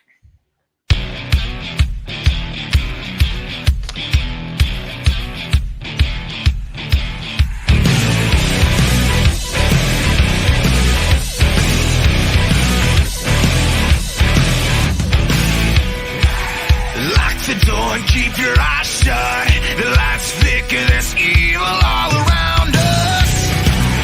No one's safe from the nightmare. Cold sweat, so scared. Someone get me out of here. They say you better be afraid. The night's coming like fire from a hand grenade. There's no escaping tonight. It's coming alive.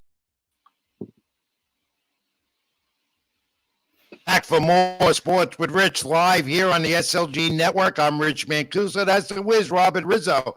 Great first hour or more. We got more to come to you. We'll go probably till 10:15 tonight. We always say 2 hours. We always go over, Riz. It's because you and I are a load of information. You know that. A load of information, a bunch of energy. This is why you guys got to tune into us. We thank you for tuning in every week, every Tuesday, and shout out to the guys. And we want your comments in the cube, and we still have to give you the answer to the fact of the week. No one's going to get it, and we'll get that going again and later. And Nobody Beats the Wiz is coming up. And Cal, come back real quick. I'm here. I want you're a Milwaukee Brewer fan. He's out there in Milwaukee. Real quick. Yeah. Your team is not too bad, are they? They're not too bad. The front office doesn't seem to know what they're doing at all times, but no, the Brewers have some talent. Yeah. They got a good manager, great counsel. I love them. You know, fantastic manager, great analytics guy. Yeah, so that's going to be an interesting situation with them and the Cardinals, and I think that's going to continue in years to come. One other thing, Riz, go ahead, ask him before I can. We have a lot more to add. Immediately, you brought up the front office. What are your thoughts on the Hader trade to San Diego? So I've never seen a front office who says they're committed to winning and then trading away the best closer in baseball, in my opinion. He had a rough stretch, and I understand completely if they thought he was somehow losing his touch to get assets for him. But to say that they had to move on from Josh Hader as a difficult decision to bring more prospects in doesn't make any sense to me. Doesn't make any sense to a lot of the Brewers fans. And it looks like he's forfeited. Cal, real quick, why are they booing Christian Yelich? Oh boy, Yelly is kind of like the New York Yankees to Milwaukee Brewers fans. Like when when he's doing fantastic, woo, let's go Christian Yelich. When he's not doing fantastic, it's you suck. We paid you too much money. Get out of here. Yeah, but he hasn't been the same since his MVP season a few years ago. Towards ACL, hasn't been the same since. Yep. Yeah. All right, Cal. One other thing. Next week, a little more with the sports update, okay? One more pump. I got you. I know no. It's your first night on the show with us, and I know that could be a little nerve-wracking with me, not the Riz, because you two guys have become best of friends all of a sudden right away. All right. Yeah. That's fine. That's fine with me. I don't care. The less I know, the better it is. But he'll invite you to a barbecue. He won't invite me. I can tell you, I'm not inviting him. He's a Packers fan. I'm a Bears fan. We're Cal, friendly foes.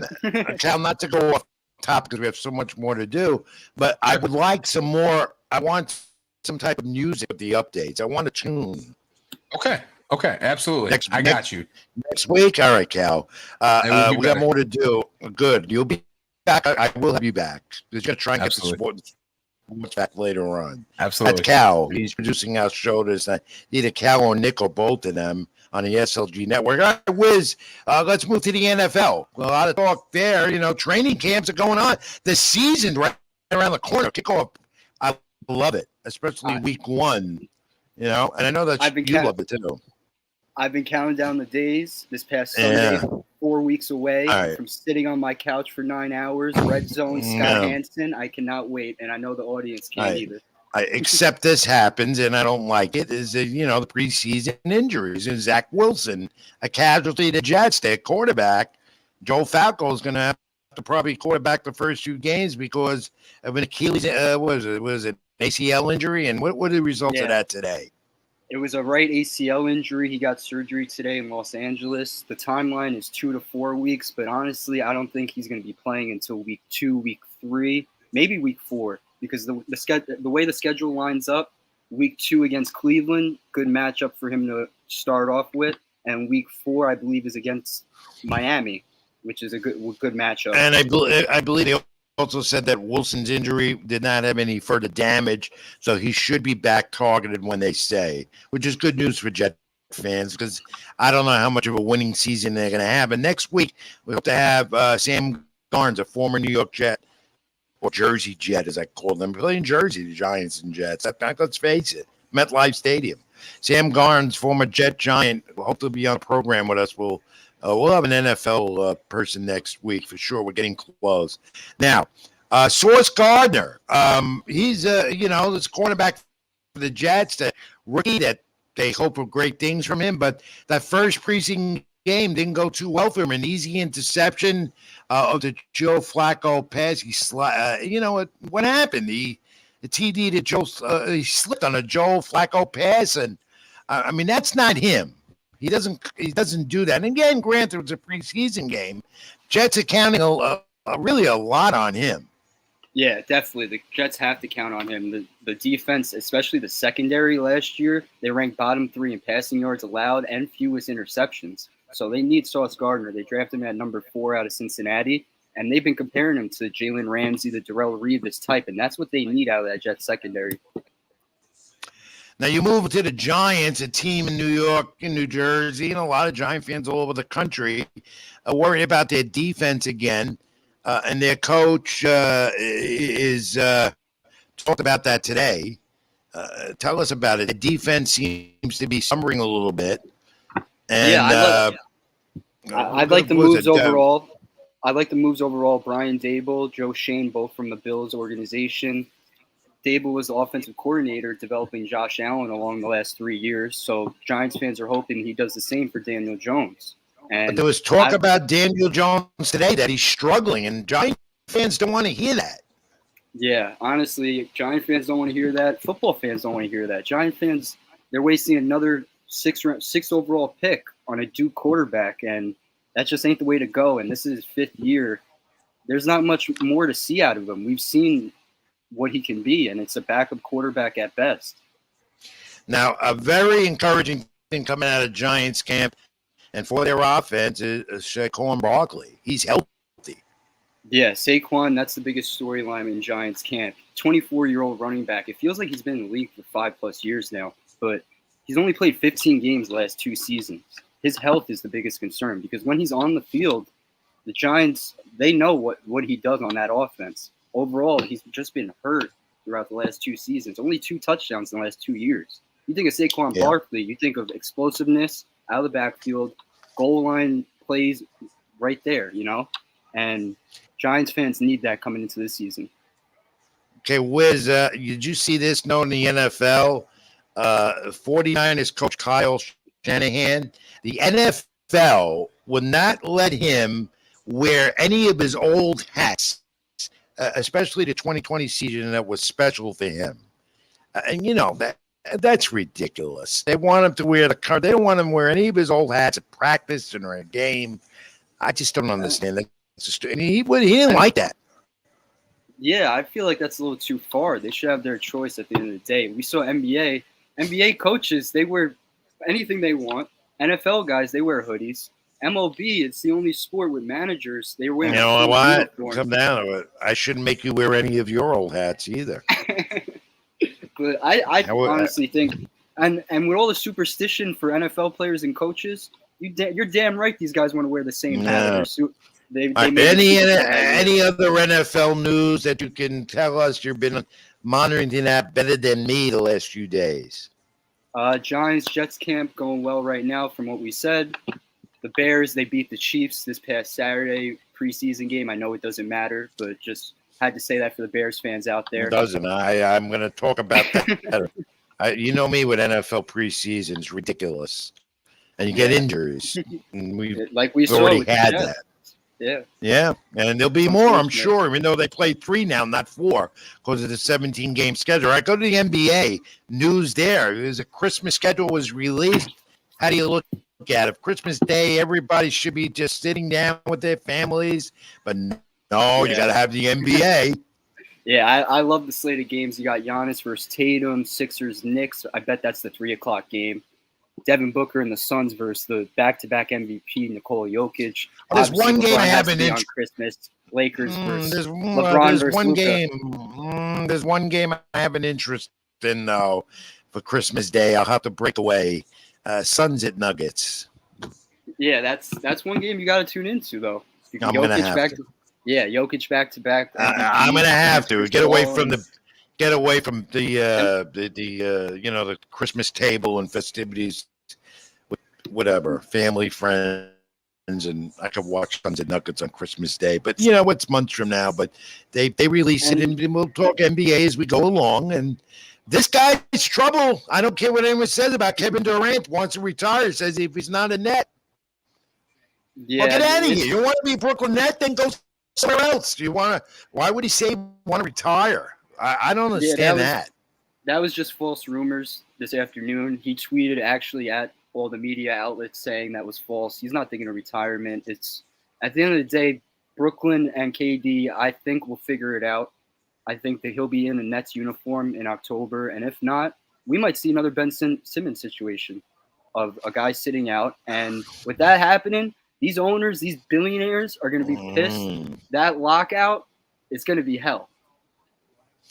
We want to know what you think. Leave us questions or comments in the cube. The NBA will always be talking about it here on the program. You know what I feel about Kevin Durant? I really don't feel much. If you're a Nets fan, the hell with it. That whole franchise is in disarray because they got 3 guys they put on that team that didn't do anything. They were never healthy together. Between Kyler and him and then the beard Harden, what did they do? It just became more turmoil. It goes to show you can't buy the best to win a championship. And who's that? Calvin, our producer, chiming in? What does he say? He asked, do you think the NBA owners are going to stop with long-term contracts because of these issues? Honestly, I don't think they'll stop with the long-term issue of long-term contracts because I believe the longest one is 5 years. But there's definitely going to be the trade options and the stuff we see in contract manipulations that NBA owners aren't going to let it slide this time. That lockout that we saw with MLB, it lasted 3 months? NBA lockout, it's going to be way more than that because every month there's a new guy upset with his franchise. He wants to get traded. Meanwhile, he's getting paid $35 million a year. Yeah, they're spoiled. So, you asked me, a bunch of millionaires spoiled brats. Be the privilege to play. That's what they are. You're not a spoiled brat. It should be like you. You could be the role model for all of them. Yeah. I can't play basketball like them. No, but you can play. You're an athlete, though. I've seen it. All right. NYCFC MLS action. Now, without Castellanos on this team, they're a different team. They're struggling. And then Wednesday, they play Charlotte at our famous arena, our great arena we love so much in Harrison tomorrow night. Oh, Red Bull Arena. I don't even want to talk about that place. Charlotte's their opponent tomorrow. And if NYCFC is fighting for first place in the ML East division, defending MLS champs, they're struggling without Castellanos. It's a different offense, a different team. They're not scoring. And you know, Castellanos was the bulk of it. He's overseas now. So they got to depend on guys like Thiago and Ebner, guys like that. That's it. And again, I'm going to bring this up, and hopefully we'll have an NYCFC official, someone from the MLS, explain these rules, why a major star in the MLS can jump and go overseas during the height of the season, MLS season, ruin the plans for the team they were on, and just be able to jump for more money like that. But apparently they have that agreement. They can do it. And here's an example. Castellanos not on an NYFC. They're not the same team. Anyway, we'll get more into that in the weeks to come. The MLS season is coming down their stretch soon, too. It goes into October. All right, Wiz, we're not going to break yet because this is my favorite time of the program and yours. I know it is because it is now time for Nobody Beats the Wiz. Cal? Where's our intro, Cal? Cal? Yes or no? I thought he had some music for this. I hear it. I don't hear like it. What is it? It's kind of like a lo-fi instrumental.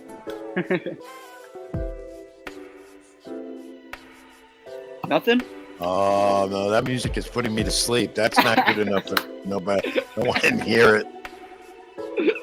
Oh, that's no yes or no. That's a no. No to all six. Oh, no, Cal, you're putting me to sleep. I need coffee now. Better next. All right, Nobody Beats the Wiz. Yes or no? This is how it works. I asked the Wiz a question. Thank you, Cal. Wait a minute.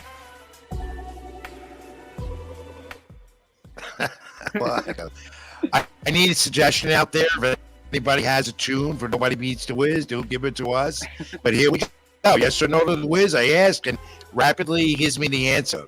All right, Wiz, here we go. The minimum 3 batter rule limit for pitchers out of the bullpen, that's starting to get to some of the managers. And, but it's lefty-righty platoons are all doing this to speed up game times. Do you like that? A pitcher comes in from the pen, has the minimum 3 batters? I like it, honestly, with everything considered pace of play. I don't like seeing 7 relievers coming into the same game. So if they're facing 3 batters, I like it. I kind of like it, too, because it speeds up the game, but it does, the managers don't because Tony La Russa hates that because he's constantly always loves to make changes. Tony La Russa. Time to go to retirement home. Chicago White Sox. All right. Nobody beats the Wiz. And Wiz, we talked about it earlier. We know that Edwin Diaz has narco. And over the years, bullpen entrances and theme music have become quite interesting and, very entertaining. So now you got narco with Edwin Diaz. Mariano Rivera had Sandman with the Yankees. And Trevor Hoffman, the all-time saves leader till Mariano. Hells, which scared the hell out of me. Mariano Rivera and narco. Now, which one do you, yes or no? On all of them. Mariano and Sandman. I like that. I'm yes on Sandman. Trevor Hoffman, Hells Bells. Yeah, Hoffman I liked. Narco, of course, has become our favorite. Oh, I don't care for it. Edwin Diaz. I'm a full go with the Diaz Narco song. I just feel like in the last 2 weeks it's gone a little too much. Every Met game, the trumpets. it's something. Yeah. In the last 2 weeks, it picked up a lot of action on social media. What happens if Edwin Diaz? Yeah, and what happens if Edwin Diaz all of a sudden reverts back to Edwin Diaz again a little bit? Do they play Narco, or do they play? or do they play nothing? That, and we saw the Braves last night. Contreras, their catcher, William Contreras. hit the Yeah, homer, now that's and got Met Narco- fans up in arms. And the Diaz Again. song comes on, so you just They gotta. hate it, and they've been playing Yeah, it all you night gotta tonight. I take- got it on in the background. Well, you know what? Yes. So I gave you a yes and no. I still like Mariano Sandman. I like that. I don't like really any of them because I'm old school. I used to like when the bullpen pitcher was announced. Then they came out of the pen, went around, came off the cart and onto the mound without any big fanfare music. But you know, the times have changed. I'll never adapt to it. All right, nobody beats the Wiz. Yes or no? Manager of the year. That's going to be talked about now down the stretch. Buck Showalter, Mets. How about what Brandon Hyde is doing with the Orioles? Close to a wild card. Got to go with Showalter. With everything considered this season, he got Lindor, the relationship fitting well. Lindor looks like Cleveland Lindor with that contract. And Showalter to do that, it would be a 4-time manager of the year, 1994, 2004, 2014, and if he wins it this year, 2022. Okay, I could go with that. All right, nobody beats the Wiz. Here you go, yes or no. Day or night games, what do you prefer? I prefer day games, honestly. I like it, the daytime, the view of it, the energy in the stadium is nice. At nighttime, I feel like once 9:30 comes around, everyone wants to leave the stadium. Oh, I know why you like day games. Why is that? Because you can pack up, leave, and you have plenty of time at night to go to a barbecue. That's why. And leave me home. No. Yeah, that's why. All right. Nobody beats the Wiz. Here you go. Are you ready for this?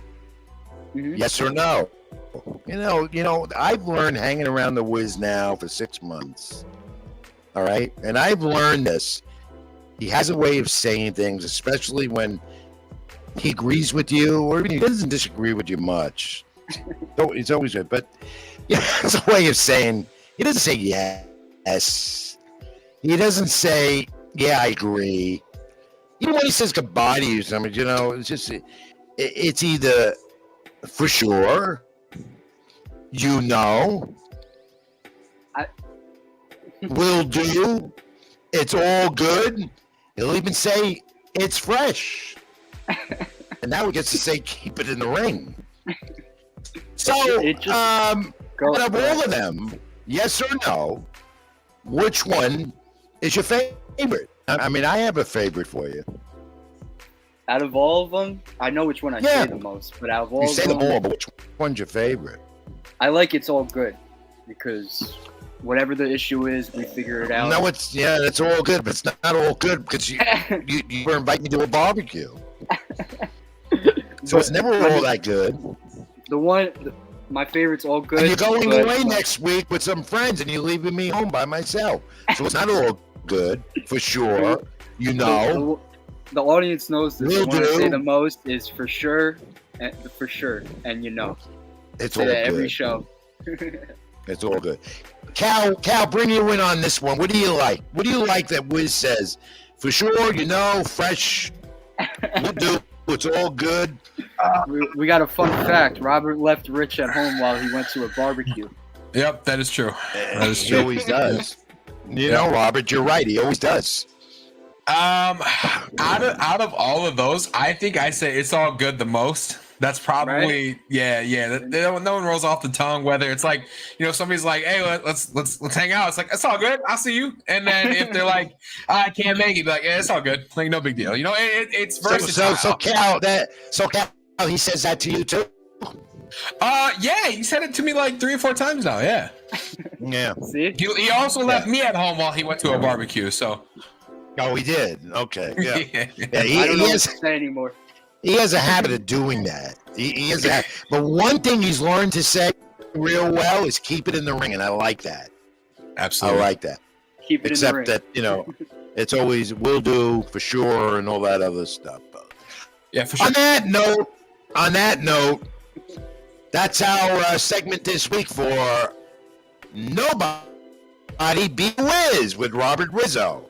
And again, I put him on the spot. Thank you, Cal. Bring you in a moment after the break. Well, Wiz, you did it again with Nobody Beats the Wiz. This is Sports with Rich. I'm Rich Mancuso. That's the Wiz, Robert Rizzo.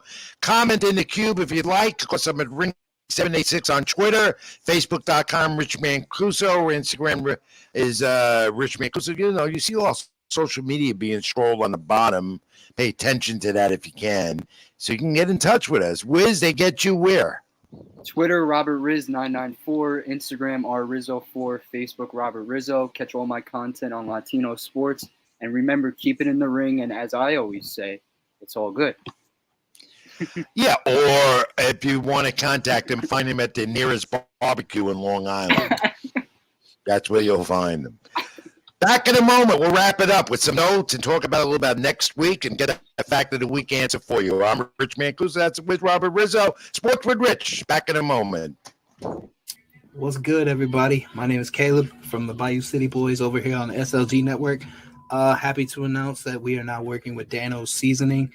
So if you're anything like me, you meal prep all the time, Dano's is the way to go, man. They got multiple flavors. Hit them up. Be sure to use our code SLG Network. Appreciate every single one of y'all. Peace. Spending money like it's nothing. I don't have a budget. Please don't get offended when you see the kids stunting. Got my queens with me, but it ain't no Scarborough bluffing. See, I'm riding solo while dependent bitches cuffing. I got all I need, me, myself, and I just love it. I've been gone. Well, Wiz, we're back to the final segment of Sports with Rich on a Tuesday night. We're here every Tuesday night live on the SLG Network. Join us, leave comments, get us on social media, like, comment, and subscribe on the SLG Network YouTube page and my page, Rich Mancuso. That would be much appreciated. We do this for you every week, 2.5 hours, a little more. We have a great time doing it. We enjoy doing it. We enjoy informing, having some fun. Cal's been great first week behind the scenes for us at the SLG Network. And Wiz, though, the Yankees lost again tonight. Oof, that's 5 straight series losses. They've hit a dead end, especially on offense. I was looking at the pitching line during the commercial. Nestor Cortez went a solid 7+ innings. Gave up 3 runs. For Nestor Cortez, 3 runs isn't well. a big deal. The Yankees only have 4 hits tonight. I'm looking at the box score right now. Tampa Bay got 4 hits. But here's the thing. The Yankees, once again, got good pitching basically from Cortez and Abreu out of the pen. But I'm looking. They were 0 for 4 with runners in scoring position. They didn't have many runners on base. That's what the problem was. 1 RBI. You know, this is getting serious in the Yankees right now. We're going to be there tomorrow night at Yankee Stadium. But all of a sudden, what's going on with this team, if you're a Yankee fan, look, you'll win the division, but you got to start panicking a little bit because this is not a team that's going to go into October doing very well. I don't see them losing this division, but the way this is going, who knows?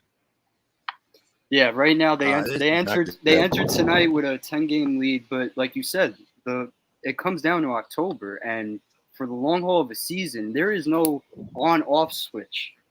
A lot of fans think there's an on-off switch. Players don't think that. They know that. And the last 2 weeks, it does not look like the first half Yankees, and that's why they're not hitting lead. That first half, they were 45-13 at one point. It seems like they're not hitting at all. It felt like they lost 13 games in like the last. They forgot how to hit. They forgot how to hit, and stats are showing that. And then they're not even hitting home runs. It shows. And look, the strikeouts, and Torres is leading off of them. Gleyber, Judge went 0 for 4, struck out 3 times. So there's got to be something going on with him. Rizzo 0 for 4, struck out once. I mean, they're hurting. It's enough said. If you're a Yankee fan, I don't blame you for bitching and moaning right now. And if you're a Met fan, I wouldn't be so concerned about losing tonight. They're going to go down. They're right at 5-0 Braves. Lugo's on the mound. I mean, they might be concerned with their pitching with Carrasco out. But tomorrow you got Scherzer, right? And then you got DeGrom the night after. So the Mets can come out with a split in this series and keep their lead to what it was, 5.5. Tonight it'll go down to 3.5. I still think the Mets will come. I don't think they'll lose twice. I said that weeks ago and didn't happen. I'm not going to get fooled again. Look, the Orioles won again. They're talking about them. The Indians are losing, and they're in that mix of a race there in the Central and the AL. And then you look at Rockies, Cardinals, and, Calvin's guy, as I mentioned, Christian Yelich hit a home run. Dodgers are losing. I mean, look at these boxing. I'm just going through some of this. The Phillies won again 11-4. And that's a team to watch, even though they won't win the division, but wild card wise, they got a lot of momentum right now. But the Yankees are coming back. Well, I think the Yankees are the story here was no doubt. Oh, yeah. Another loss. You know what I thought this? Great first half. And now this. All right, some notes before we leave you tonight. And did you see the NCAA football season is right around the corner? A couple of weeks, I think, maybe sooner kickoff. AP poll came out, first one. Preseason first game, Alabama, Ohio State, and Georgia, the top three, which I could agree with that. Alabama's always in there, number one.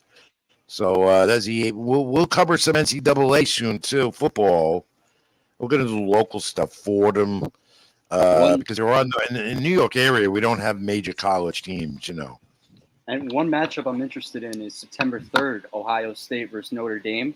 Right out of the gate, college football fans are getting an elite matchup. Good one to begin. And I'm a Notre Dame Irish fan, so I have an interest. But you know what? You won't be. Is that when you're going away without me? No, I'm going away next weekend. Oh, so you'll be around for that. It's Labor I'll Day be weekend. around. All right. The Little League World Series continues briefly, Wiz. Something I can't stand. I don't watch it. And the reason I don't watch it, we talk about this, is the pressure on these kids. National television, and I can't stand these coaches. They don't wear a uniform. They're mic'd up. They go to the mound, and what do they tell the pitcher on the mound? What do they say? It's just like BS advice, honestly. It's like, calm down. You calm got down. it. You got tap it. Your shoulder. Stand up pressure. But honestly, as a kid playing Little League, I love the idea of it. But now that I'm grown up, I'm just thinking, like, as a 12-year-old, it's too much pressure. And you see it on ESPN2, ESPN. All the time. Kid makes an error. I lost interest in it years ago when Danny Almonte was found to be illegal of age. And I'm one of the ones that broke that story, if not the one that did it. But the other thing is the money they put into it. And the pressure they put on these kids. National spotlight. It's not fair. But it's all about the money. So what do they care? I have no interest in it. I was going to say, and I've tuned in here and there throughout the week, the Little League World Series, and every game, a kid makes an error, the camera locks in on that kid when he's crying. I know. It's like, it's not fair. You can't have that for the 12-year-old. But we change that because it's all about the money, as you know. And about the money is also ratings and the Nielsen ratings with baseball. And I saw this earlier today. Regional sports networks, which pump a lot of money into the Major League Baseball teams. And, of course, the revenue and the subscriptions are going down because of the Apple and the Amazon and Peacock and all that other stuff, and fans are upset. However, the regional networks, they are saying, particularly in the New York area with the Yankees and SMY for the Mets, they are doubling in the ratings of primetime TV shows of network television. So they're doubling ratings on the regional sports networks of baseball. You got Nesson up in Boston. You got the other ones all over the country. And over your favorite TV show, national TV show on the ratings. So Wiz, I could ask you this next week. Nobody beats the Wiz, but what's your favorite TV show? Favorite TV show? Ooh, honestly, my favorite go-to, Breaking Bad. I could watch Breaking Bad all day. My favorite, Chucky and The Walking Dead. Chucky. And I'll watch that. I'll watch those two over any baseball game, any postseason game. I'm serious. I'm serious. But that to me it stood out as a major thing. You know, I just and saw that. in regards to the TV restrictions and stuff, I tuned into the Yankee game. 7:05 start tonight, and I go to it. Yes Network doesn't have it, so I think, okay, TBS, Fox, I'll check. TBS, they had it. It was blacked out in New York markets. And there you go. There you go again.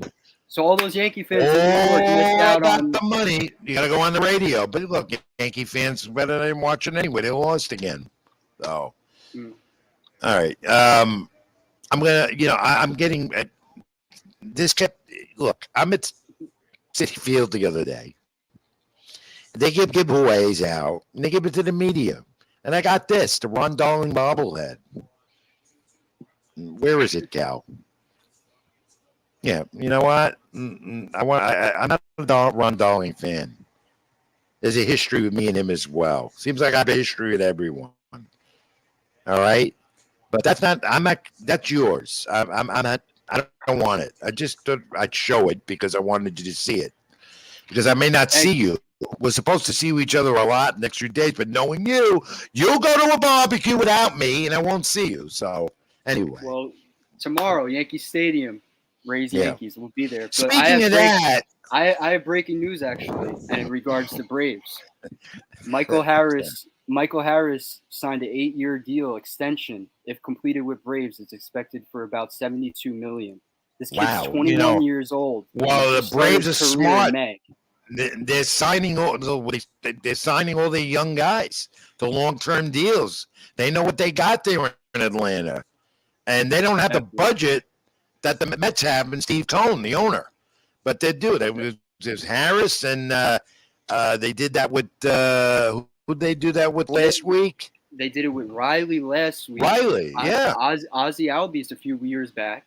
Ronald Acuna. And they'll do it with Acuna too. They'll do it with Ronald Acuna before long. So good. That's good news, Riz. Yeah, that's a good way to see how the Braves work their system. Yeah. Similar to Tampa. They get these guys signed before the mega deal comes in. Right. So we talked about the press box. We'll be back to Yankee Stadium work. I'll be working with you tomorrow night. I always love doing that. And I just happened to come up with this. See, sometimes you might be working and you don't know what I'm going to do. And so, Cal, put it up. Let's let everyone see Riz at work at Citi Field in the press box. There you go. Caught me. And that is, yes, it is. It's a professional shot as can be. There he is, the whiz. You know, when I get there, he's already done. He's already halfway there, and I call him a show-off because he's done his work. He's quick, he's fast, and he's good. I get him and all. That's all right. So I say it all the time. Being at the stadium in the press box every time is a dream come true, and I never take it for granted. Well, you are fortunate. I mean, you know, you're young and you're getting that opportunity, and a lot of them your age looking to get in this business would love to do that. You know, I'm not, you know, you're with me, so I mean, and I'm glad. You know, and I say that every week. I'm not going to kiss your ass. I want to get into that. All right. One thing though that has to change is this. Cal, somebody did this to me during just a couple of days ago. The new look of Rich Mancuso. Yes or no? Cal, put that up again. I got hair. Yes, Halloween. yes for one day. I was gonna say yes for one day in October. Well, yes with the iced coffee. Oh, no. Iced coffee 365. That's not my look. I don't know. That's not my look, but the iced coffee somebody, definitely. I don't know, somebody I know photo shoot me and did that, and I thought I'd show the whole world how I could look with hair again. First of all, I'm not blonde. Secondly, I wouldn't wear it that long. And third, I wouldn't wear a hat like that. I look like a witch, a warlock. Wizard of Oz. Save it for Halloween. All right. And I think I have one other note here. No, I think that's it. I think we wrapped it up with. I think we covered it all, unless you have something else. The Michael Harris news is honestly big We've been All right. watching him since May, and this kid's 21, and he makes more of an impact day by day with this team. And for them to lock him up for 8 years, he's going to be 29. Yeah, It's a good signing by Atlanta. It is. We see it month by month. This team doesn't stop. The front office doesn't stop. But that's my final thoughts. well, not really, because Cal, let's bring you in one final time because we need to get the fact of the week. Yes. Cal, thanks again for, there you go, fact of the week. And that music I could tolerate. You hear it? We'll have a better Nobody Beats the Wiz music next week. Okay, I hope so. Nobody beats the Wiz with a barbecue effect to it, okay? Absolutely. I'll try to get like a little fire at the bottom. Absolutely. Yeah. There we go.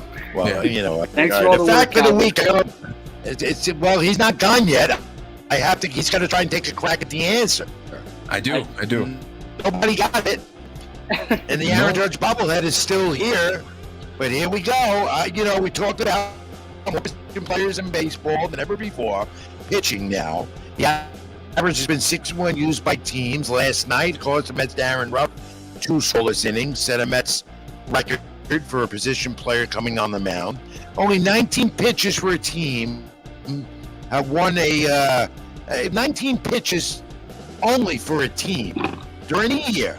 Pitchers. And that team won a World Series since the year 2000. That's the fact. It's not trivia. It's a fact. What is a team? What is a year? Remember, I can give you a team. The year 2000. It was Since 2000. Okay.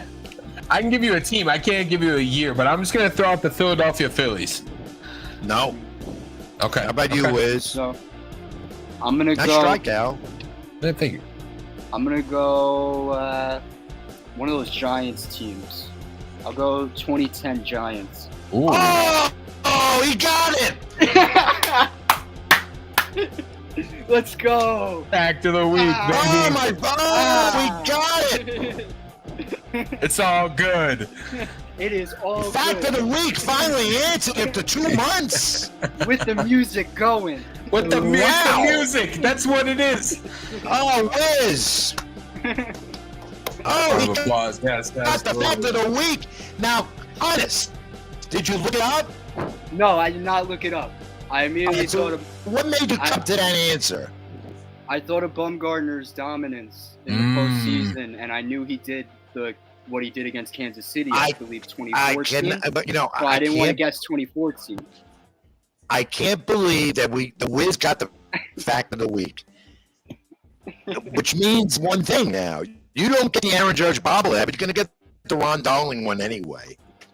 All right. Okay, I'm still fighting for that Aaron Judge. I can't believe my streak is broken, which means next week, the fact of the week is going to get more difficult. I'll be here. Now I'm angry. I'm angry. I'm going to study all week. Got my fact of the week. It's the 2010 Giants. Great job, Wiz. Thank you. Great question. Absolutely. Yeah. Yeah, well, but you got it. And that's why I call you the Wiz. Cal, thanks again. Great job. We'll see you next week. Absolutely. We're going to wrap this up now. I still can't get over that the Wiz got the fact of the week, but I still can't get over that he never invites me to a barbecue. That's another story.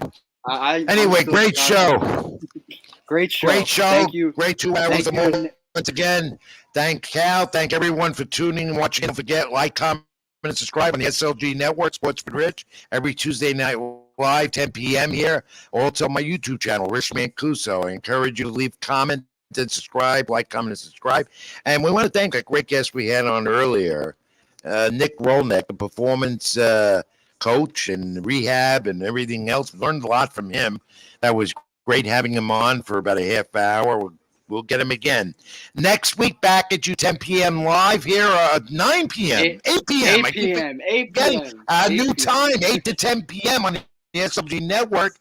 And we don't know who we're going to have on as yet, but we'll do NFL, more of that. Line up somebody, 1 or 2 for sure. I can be reached at Twitter at Ring786, Facebook.com, Rich Mancuso. It's scrolled at the bottom, Instagram, Mancuso786. I write for LatinoSports.com. So does The Wiz and NewSportsDay.com and many more. I'm a hooer in the business. Where did I get you, Wiz? Follow me on Twitter, RobertRiz994, Instagram, RRizzo4, Facebook, Robert Rizzo, and catch all my content daily on Latino Sports. All right, Wiz, we'll see you tomorrow night at Yankee Stadium up in the Bronx, and we're journeying to Philadelphia for the weekend, Mets-Phillies. And to Looking forward all to of you it. out there, thanks for your support once again. We enjoyed this. Hope you do. And we'll be here again next week, 8 p.m. live. So I'm Rich Mancuso, and he is the Wiz, Robert Rizzo. As always, And keep as it in the ring. always, it's not for sure. It's not, it's none of that. It's keep it in the ring. Till next week, everyone. Thank you for watching. See you next week. Stay well, and God bless.